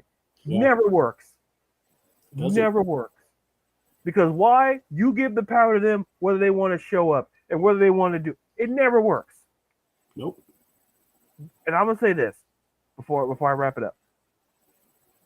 Like I say, Becky Lynch essentially, listen. Yes, Sasha was great. Mercedes, yikes. But and I love women's wrestling, and I'm being objective. I can be objective about that. Mm-hmm. But see, I said of the 4 horsewomen, I tell people this. When people are like, oh, why do you talk about Charlotte Flair the way that you do? I said, with Charlotte Flair, technically, if you want to say put over Tiffany Stratton, sure, fine. But that was like basically seeing Halley's Comet through the sky. Okay, you're not going to see it again. But with Becky, as long as Becky's in that company in WWE, she's going to continue to put that women's division over because she understands it, Bayley understands it, and to a certain extent, Charlotte understands it. That within the next, and you're seeing a transition, whether you want to believe it or not. You're seeing it like in this Becky and Lyra feud, she's handing the keys over to Lyra. And what you kind of saw with Charlotte, maybe low-key handing it to Tiffany Stratton. You're going to start seeing a transition. And that transition is being led by, whether you want to believe it or not, Bianca Belair. Bianca Belair has beat every horsewoman except Charlotte Flair. All they do is put people over. Becky and Bayley. And them two are getting a feud.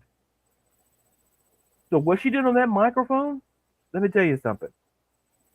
Now, like I said earlier, masterclass, but she took the words, and you know what she did? She threw them back at you and said, do better. She said, do better. Do you think Charlotte put Becky over? Becky over. Mm-hmm. Do it. Here's what I'll say to that. I'll say more to the answer of yes. And that's why, but Charlotte probably didn't want that to happen. Because the base of everything that I've read and seen, Charlotte unintentionally probably put Becky over, but that pissed Charlotte off because Charlotte, it's like this. It's like you look in a group, when you think you want to be the star, but you know someone's better than you want to push them as down as possible. That's what Charlotte did to Becky. Like, remember, go back to those days like SmackDown where like Becky, they were back there like Charlotte was the champion, Becky was eating quinoa and all of that. And She never wanted Becky to be better than her. But when that happened, then the friendship kind of changed. And she spoke about this, I think, on Ariel Hawaii. I think Hawaii. Yeah. So somewhere on my mouth. I apologize. No, you're fine, she bro. spoke with it on Ariel's show. She spoke, he asked a legitimate question. And she's like, hey, we don't, there's resentment there. But that's a great question, Chris, because I think Charlotte's intention was to help Becky get seen, but not to get over. Mm-hmm. That was the problem. And once Becky was the inaugural SmackDown Women's Champion, then you started to see this emergence over Charlotte. And, I'm like I said, I keep saying, but I'm going to really say this and be done. Okay. At the end of the day, when Lyra is going to be to the moon. And Becky could go, and listen, y'all, I said, all you haters out there, you're going to get your wish. When Becky Lynch goes away, you're going to get your wish, and you're going to wish that you want her back. It's what I say. When we talk about all-time greats, enjoy them, no matter the sport. Enjoy them, because you may not see them again. Yes, Chris. Yeah, until next week. Yeah. Always, but like I say, enjoy the greatness that you're watching. Because I'm telling you, when Becky leaves, probably end of this year, or sometime 2026.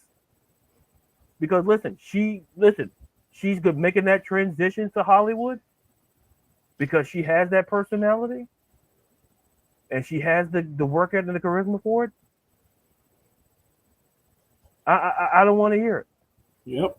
It's like, you're gonna miss me when I'm gone. Yeah, it's like that song from Pitch Perfect. You're gonna miss her when she's gone. So I'm good. That's a, I wish I had some. Take my ticket for the long way round. Oh, sorry. All right. I'm going to say this too. I've always said Bailey's been the best technical wrestler, the best bumper. Okay. Yeah, When I think of Becky Lynch, I don't think of any of these problems. If anything, I look at her as that workhorse woman. I think of her as the person that fought the system to fight through to show that she was that person. Okay. Did she get lost in it? Yeah, she did, but it's fine because she knows who she is now. And quite honestly, this heel run is going to be great because she's basically saying, whatever you say I am, I am.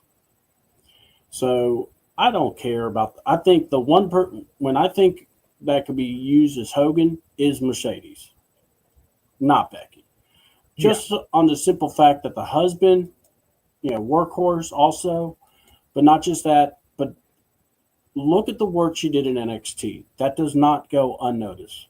And I'm not talking NXT when it was black and gold. I'm talking NXT 2.0 when people were making fun of it. yeah. Okay? So that needs to be said too. Rusev is going to kill anybody in his way, so that's good. So we're still on that note.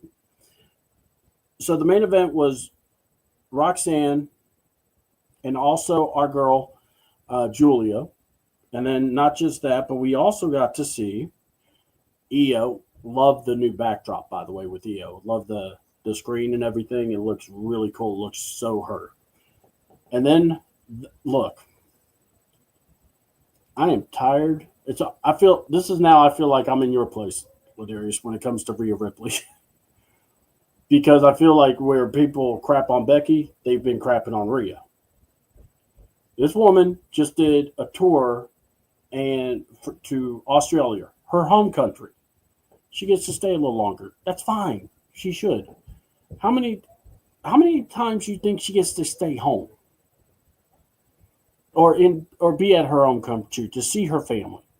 So I really would like people to calm down. But Rhea tweeted, and it was saying women wrestling fans. Saying women deserve better. Same breath. She's sleeping with the boss, or that's why she is where she is. She should retire. She doesn't deserve it. She's handed everything and never worked for anything. I hope she gets injured. You guys are the real reason it's so difficult to be taken seriously as a woman wrestler. If you put as much effort into your own miserable lives as you put into degrading the successful women, then maybe you would accomplish something. That was from Mommy. Get over yourselves. I do not understand the Rhea hate because for almost a year, she was a heel and everyone loved her. She becomes a face, everyone hates her. So to me, I just look at the fans and go, shut up. So I love this match, by the way. And if you watch this match, you'll see Rhea and Io were doing a lot of the bumps. They were taking a lot of offense from Roxanne and Julia. I don't make the call on who wins and who loses. I think I would have probably put Roxanne and Julia to win, but that would have been me. But they decided to put the match for Io and Rhea to win, which is cool. I mean, look, they're going to be able to do this again if they want. What do you think about? I mean, what did you think about the match? I pretty much enjoyed it, but what do you think? Yeah, it was a great. But first of all, I want to say I agree with what you said. Yeah, As someone who's covered women's wrestling and someone who loves talking about it, yes, it's bad enough like what Biggie said when it came to age for the women's wrestler. It's that was a good thing by Big E, by the way. And it's and then the counterpoint had I said, look at your main title picture before we start talking about women's ages, and then for Rhea to say that because there's always going to be that narrative that. And listen, people may have said about like here's the thing: you can look however you can. It's not a crime to look beautiful and be talented. I hate to tell people that. Yeah. Listen, I look semi decent, but when it comes to women, it's always that narrative that they can't look good and be successful without them doing something extra. No, Exactly. it's called not being a dick to people and treating people the right way. Anyway, now back to your question, because like I say, when it comes to women, it's always been the narrative. So I had to get that out there. No, For this that's match, why I was so happy for her to put it out there yeah. and say what she said, because sometimes look, And the thing is, she's not the wrestling first. fans can be idiots. Yeah, and it's not the first time someone had to put that same thing she put out there. Mhm. That's what's worse. Yeah, It's just it that is. it's just that if a guy does what she does, we never question it. We say, "Oh, he worked hard and got to that position." Well, why can't we say that about Rhea Ripley? Go look at the evolution of Rhea Ripley. Go back to the Mae Young Classic. Mm-hmm. I said it's on YouTube. Go watch. A lot of the people that you love were in that tournament Yeah, and And did they- fantastic. yeah. And they earned and worked their ass to get to where they are. But if some jagoff can't accept that a woman can't get to where she is without extracurriculars. And I'm like, that's always going to be the narrative. And I'm telling you right now, you need to stop. Yeah. I said, women can listen. There's always a blueprint. Like Miko Satomura just retired, and look, and she had a long career. She fought well into her 40s. Yeah. Stop. But anyway, going back, I didn't mean to get sidetracked, but back to your question. I think I would have kind of booked it the way you did to kind of put over. Yeah. But I think, if you saw like off when the show went backstage and Roxanne and Julia were, talking like, oh, we could, and then Roxanne's like, what do you mean we? It's like this is what we're getting, and I'm like, you know what? We're gonna get that Roxanne stitch. Listen, it's like, and then Chris says, it's like I get it because it has happened in the past, but it doesn't have to be applied to everyone. Not everyone has to open their life. Exactly. Yeah, and the women they say that about, they're not. Yeah, it's not necessarily true. That's how I see it. Yeah. Just because something happened 10, 15 time, people, I put it like this: either you change with the times, or the times are going to leave you behind in that time. And a lot of people, I tell people to take that as you will. But going back to the match, listen, Julia and Roxanne, like, listen, they look great as all, they look great in the ring. And like I said, what they're doing with Roxanne is interesting because we mentioned how she was talking with Finn Balor. And could we get like a break off of a Judgment Day situation? And with no Liv being there for a while, could we kind of get that situation? Could dissension amongst the ranks, as I like to say. And I felt that played into that match, and then I think they had to lose that match to get that dissension. Craig said something here. Come on, Craig. You. Oh my I tried God. to sleep my way to stop I decline. Damn it, Craig. Yeah, I'll save my joke for later. Now, Look, Craig, you got 5 kids. There was a reason why someone declined. like, they said that's a no for me, dog. There's something. They had the portfolio in their hand. They're like, nah, we can't. He's a family man, for God's sake. But I think them losing that match plays into more what they're going to do with Roxanne, and even with Julia. I think so. But I like it. It was a great match. Put up listen, anytime you have a match with 4 champions, which they all are, I always love it. And even though so to me, it was enjoyable. And even the backstage stuff with Roxanne, and even the off when they showed her, getting angry at Julia, we're gonna get that Roxanne, and it's gonna hit so hard. And that's something you root for, and I love. Oh yeah, I think Roxanne it's easily going to be one of those. I think Dominic should be the. That's why I was in, of course, Liver's going to fall in the Interesting. Yeah. Here's the I know. club. I'm still. That one still got me. All right. So because I know we're getting time, and I know some people like we could do 3-hour shows for some time, but not everybody wants to do 3 hours. So here's what we're going to do. So NXT, we had Miles Bourne show up, and if you don't know who Miles Bourne is, this kid is a guy who's not able, or his speech impediment, or he's hard of hearing. You know, he's got a deaf issue, and it impairs his speech. But kid can go.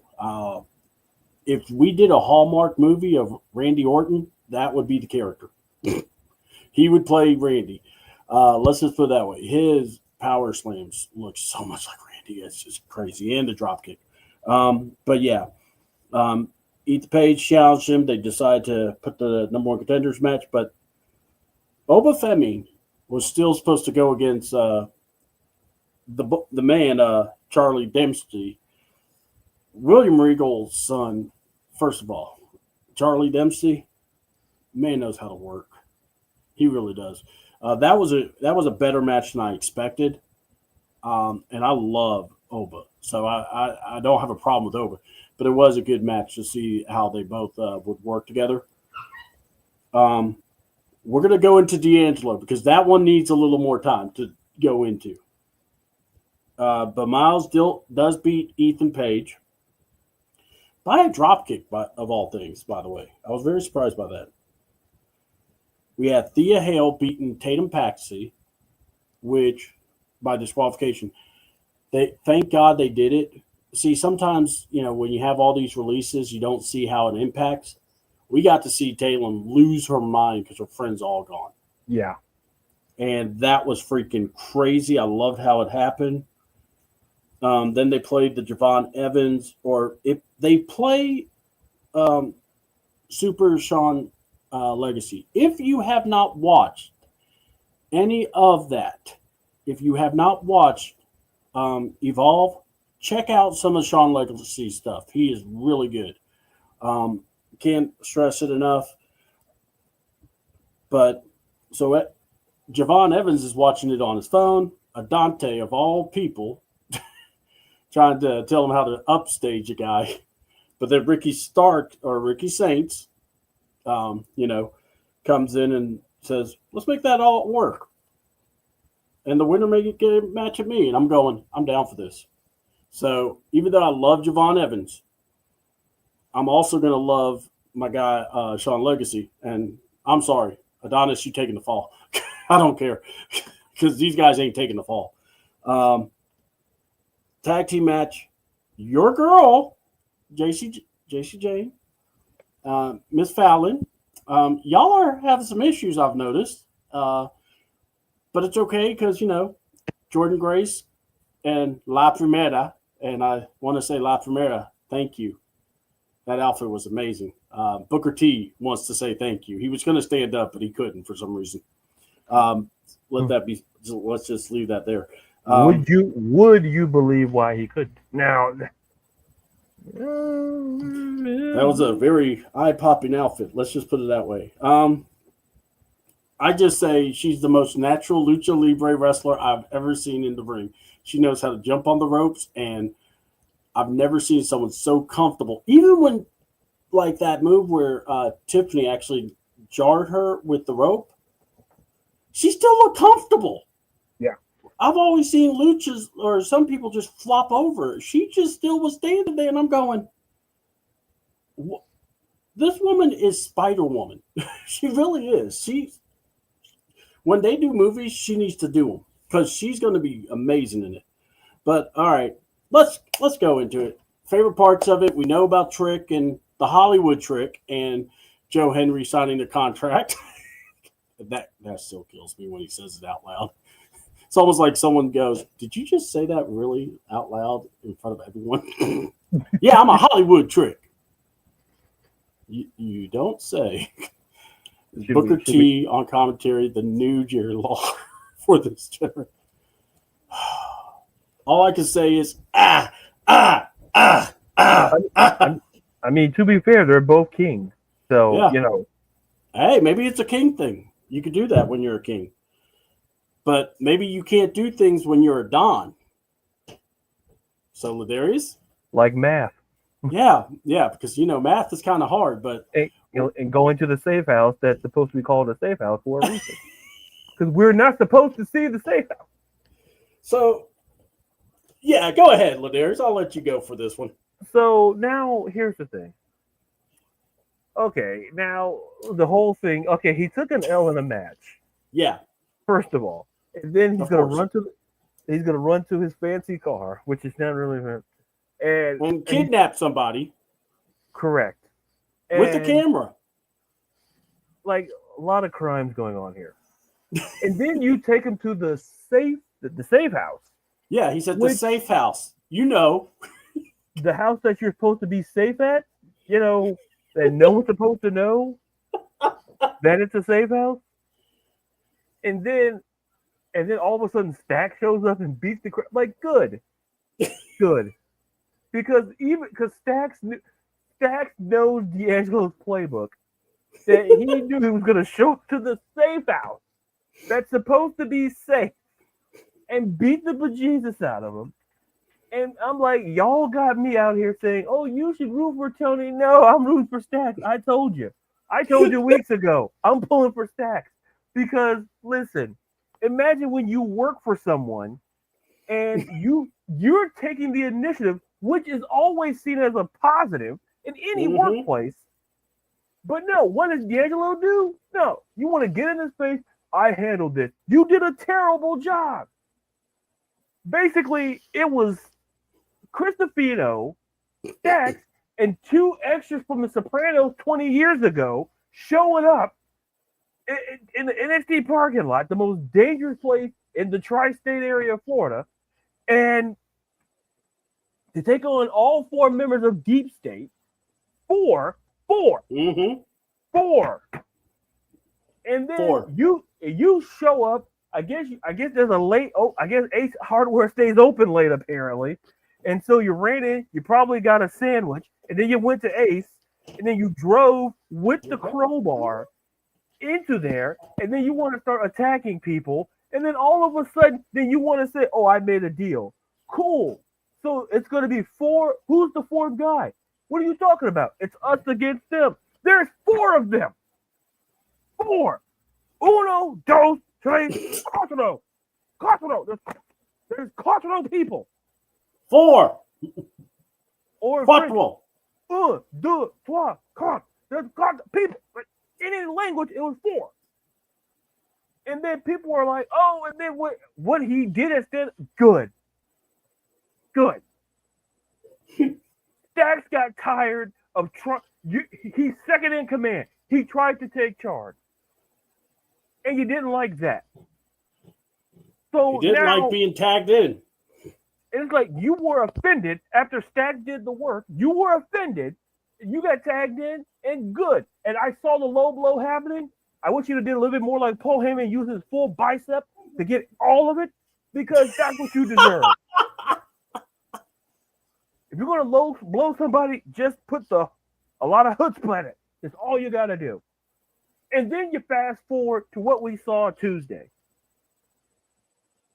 It's like, I don't even remember who you fought because you lost. Wesley. It's Wesley. You lost to Wesley, and all of a sudden now you took a camera guy who was part of WWE, by the way, so now he's an accessory. Now his family's probably screwed. And you go down to the safe house. We're not supposed to see. I've seen The Godfather. I've seen Goodfellas. I did not know. We've seen the inside of the safe house. We've never seen the actual physical safe. There's a reason for that. There's a reason. And then before you could even get out of the car and on the sidewalk, here comes Stax beating the crap out of you in a black hat. And I'm like, good. Because, of course, Tony D'Angelo needs. Oh, let's see. Yeah. Listen, I might lose because he has multiple crowbars. I can't compete with that. and make it sponsored by Ace Hardware. Yeah, I don't know. I kind of like your chances against him. We just need to. Hey, look, he doesn't know who Ladarius is. yeah. Hey, where's that son of a bitch? I'm that son of a. We'll all be wearing masks and we'll say I'm Ladarius. Hey, work for Spartacus did it. You know what? I say let's do it. Yeah, because the height. Yeah, it all works. But I'm going to end by saying this: anybody supporting Tony D'Angelo, you have a right to. But Stacks has always been. Listen, he made a whole guy disappear. What's the last time we see Luca Cristofino? He made a whole guy disappear. Like, yeah, we see Copperfield make the Statue of Liberty disappear. Sure, but at least Copperfield brought it back. Okay? Like, we've seen David Blaine do some stupid stuff, but he was okay. David Blaine was okay. But you know what? You know what Stacks did? He made a whole guy disappear in the desert. It's like, oh, why would I come here through the desert? That's Tony D'Angelo not thinking mindset. Do it. You could have did it on the Sunset Strip. Where there's people around. There's witnesses. No. You agreed to meet him in the desert, and Nevada has a lot of desert. No one's finding you. No one's finding you. You're cooked. No one. I haven't heard Luca Cristofino. Listen, yeah, he evolved his way out of the picture. That's what happened. Yeah. That's what happened. Yeet. All that had to be done was Cristofino get a fourth guy. And maybe Luca's still here today. But you know what happens? He's not sleeping with the fish. He's probably sleeping with the rattlesnakes, for all we know. He sure ain't sleeping with fishes. Because Hold on. Is Tony the worst mafia Tom of all time now? Or is he the running? He is. Because let me put it this way. I've watched Mobland now with Pierce Brosnan. Yeah. And his they're pretty, man. They're more effective than Tony. Exactly. You know what they had? You know what Pierce Brosnan knew? He was 007. He knows. Listen. And even he knew. Like, and his wife was in the movie Red. The old lady. And she was the queen. So clearly. She understood. And I think the guy in Venom plays the son. Yeah. The guy that was playing Eddie was. Yeah, he's the Enforcer's son, so he's cool. And then listen, John Malkovich and Morgan Freeman from Red could be better done than Tony D'Angelo. Because you brought cameras to the one place. It has the word safe in it. It's like going to your bank and showing people your actual safe. So you're like your lockbox. But hey, come look in here. No, we're not supposed to see it. It's supposed to leave things to be a mystery. I'm not supposed to know where your safe house is. It's supposed to be a regular house on the street, and you may show up every once in a while. Like Goodfellas, listen, they had a plan. The great late Ray Liotta could have been a Don. Okay? Yeah. Joe Pesci could have been a Don. Even after he got shot. Yeah. We're not going to talk about what happened when he went into that room, and then we're not going to talk about that. He made a mistake. And listen, in that situation, you don't get a second chance. And I'm not to be honest, if the Don was in that situation, he would have gotten shot still. Yeah. And then this is the same guy that surrounded himself in the ring. And they attacked him. Nobody likes your leadership. It's like, imagine that's how Abe Lincoln, that's how we got Secret Service. Because you're the president of the United States. Why are you going, hey, you suck, president. Why are you going out? I'm going to kill you. Why are you not having security? It took poor Abe to get shot at watching a play with his wife to say, hey, man, we need to protect the president. What? You're telling me that wasn't a thing? Like, who was the person that thought that up, too? He was probably like, guys, we may not want this to happen again. Like, we don't need a part 2 of this. But it happened again. But the point is, when you're in a position of leadership and you surround yourself, literally your number 2 guy turned on you. That means anybody. And what do? You surround yourself with these guys. Some I recognize from Evolve. Look, I saw Dreadnoughts. I saw it. I don't know, man. I've seen them. They look like Star Trek red shirt guys. Either listen, Picard wouldn't have put up with it. I'm gonna leave it at that. Amen to that. Picard, maybe Kirk, sure, not Picard. You look around with Jean-Luc Picard. You know, Jean-Luc was all about protecting his people. Kirk, exactly. not so much. Hey, Tony D'Angelo, oh, well, how can I be betrayed? Because you yell at the people who are trying to help you. And whatever. You brought a crowbar. A crowbar. That was your solution. A crowbar. And you were driving with the crowbar. You couldn't throw it on the side. Was anybody in the car with you? You could throw it on the passenger. You know what? People say, "Oh, root for the good guy." No, I root for Stacks because Stacks is the guy from Office Space. You get tired of management just telling you what to do, and you're trying to help man, and man telling you, "Oh, well, we get no." And then they take the stapler. Right. But Stacks take that stapler and put it on Tony D'Angelo. Good. I think we may have the all-timer. And by the way, Hollywood Trick still getting up there. I appreciate Trick doing that to himself. And also, that contract signing could not have been more staged and more. Yeah, it felt like there was a lot of pre and post production stuff. Yeah, it's I wish they would have went to the camera sooner because I wanted to see if maybe the cue card guy was going to go. Oh, yeah. Oh man, imagine being that guy. Oh man, you drop one card. I mean, you can't. Tricks reading it too fast. God damn it! Slow down. I'm gonna get you, Joe. Card, Hendrick. Pause. Really angrily. Hysterically. Say Hollywood Trick. It's like, Trick, you were in a CW show. Let's not say you were Hollywood yet, okay? I mean, I don't think that was even filmed anywhere in Hollywood.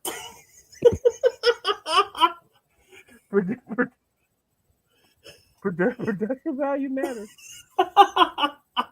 Listen, don't let people fool you and say it doesn't matter. Oh, it matters.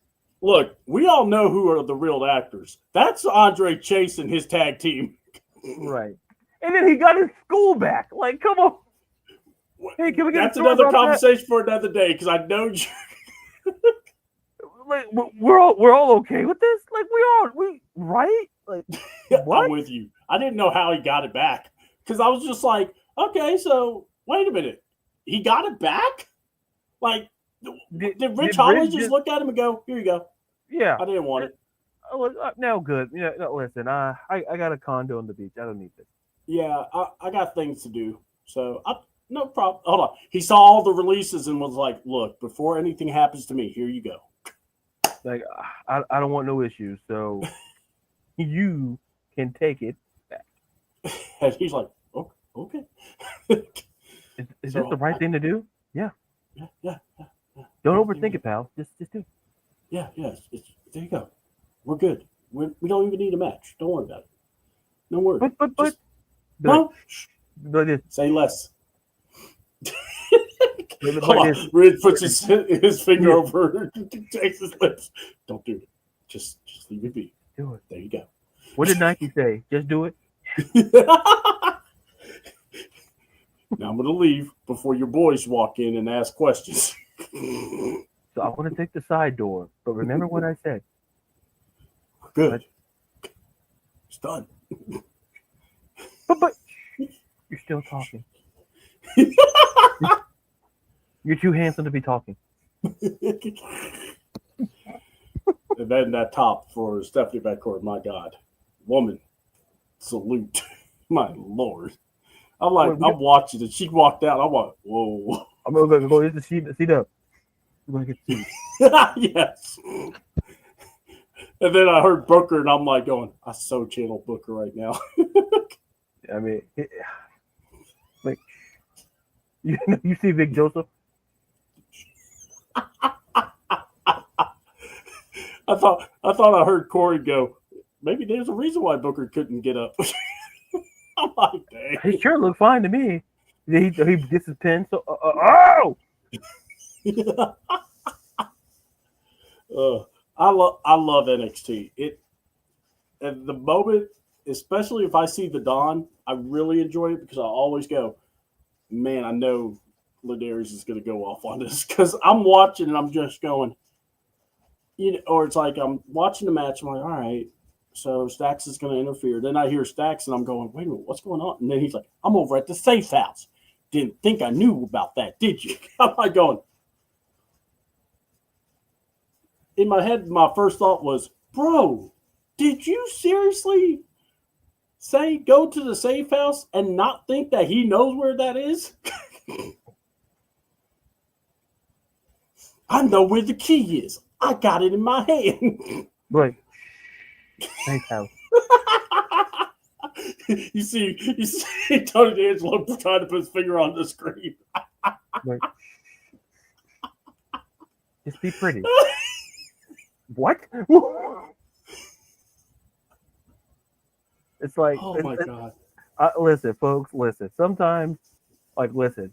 See, we always think, like, the women, like, no, listen. You got to tell some dudes, like, just be pretty. Just don't do anything. Because, like, that's how you blow it. Like, can sometimes he do you that? have to look at people and just go, It's okay. Don't let that pretty face think too much. You're doing too much. You know what you're doing? You're moving your lips too much. Silencio. Yeah. Silencio, por favor. Silence is golden. So, all right. Well, look, that's our show. Tomorrow, we are going to do a Morning Madness crew where we will discuss the schedule for the NFL. I believe it comes out later tonight at 8 o'clock. Mm-hmm. So, have that ready, and we'll be discussing what we think, and we'll discuss about rookie camp and if Mr. Hayawasi dude wants to actually play football, or is he just going to wait till the Steelers trade everybody before he shows up? And then we'll talk about Derek Carr's retirement and find out what Ron thinks about Raheem's ankle. So you pretty much know where we're going to go on this show tomorrow morning at 10:30. It's going to be a whole lot less of me, more of Ron. That's what we're advertising. So all this talking I did today is going to be a lot less tomorrow. So you got to do some talking. I need you. So check us out, Ladarius and me, CDouble. So we can't wait to get back with the crew. We're going to have fun, and then we'll go from there. So, Ladarius, tell the good folks where they can find you. You can find me on Twitter and TikTok at Ladarius_Brown. You can find me on Instagram, Ladarius_Brown, right editor for Beyond Women's Sport. The WNBA regular season gets underway on Friday. So I'll show off my Seattle Storm shirt I bought, because trying to find a jersey is tough. I support my team for over 20 years. But like I said, check us out tomorrow, and everybody in the chat. Thank you, Chris, for dropping by. Craig, yes, as always, dropping by. I'm not going to we had A1. We had Ron and A. Yep. So to all of you, Millie all you and Millie, thank all of you for watching and showing up, and I'll see all you beautiful faces tomorrow, and work with this guy again as well. All right. Well, CDouble28 on YouTube, CDouble AWTN on X. That's where you can find me. We'll be talking a lot about the Falcons tomorrow, just kind of giving our thoughts. Look, and we're not trying to predict numbers and, how many wins, who's going to the playoffs, all that. Ron and Kerry might, but, we'll see what we do. But we'll give our takes and what our thoughts are. And I'm looking forward to seeing how it comes out. So check us out 10:30 tomorrow morning. And I'm CDouble. That's Ladarius Brown. And unlike our entrance for this morning or the beginning of the show, we're just going to end the show. So see ya. Peace out. And no production.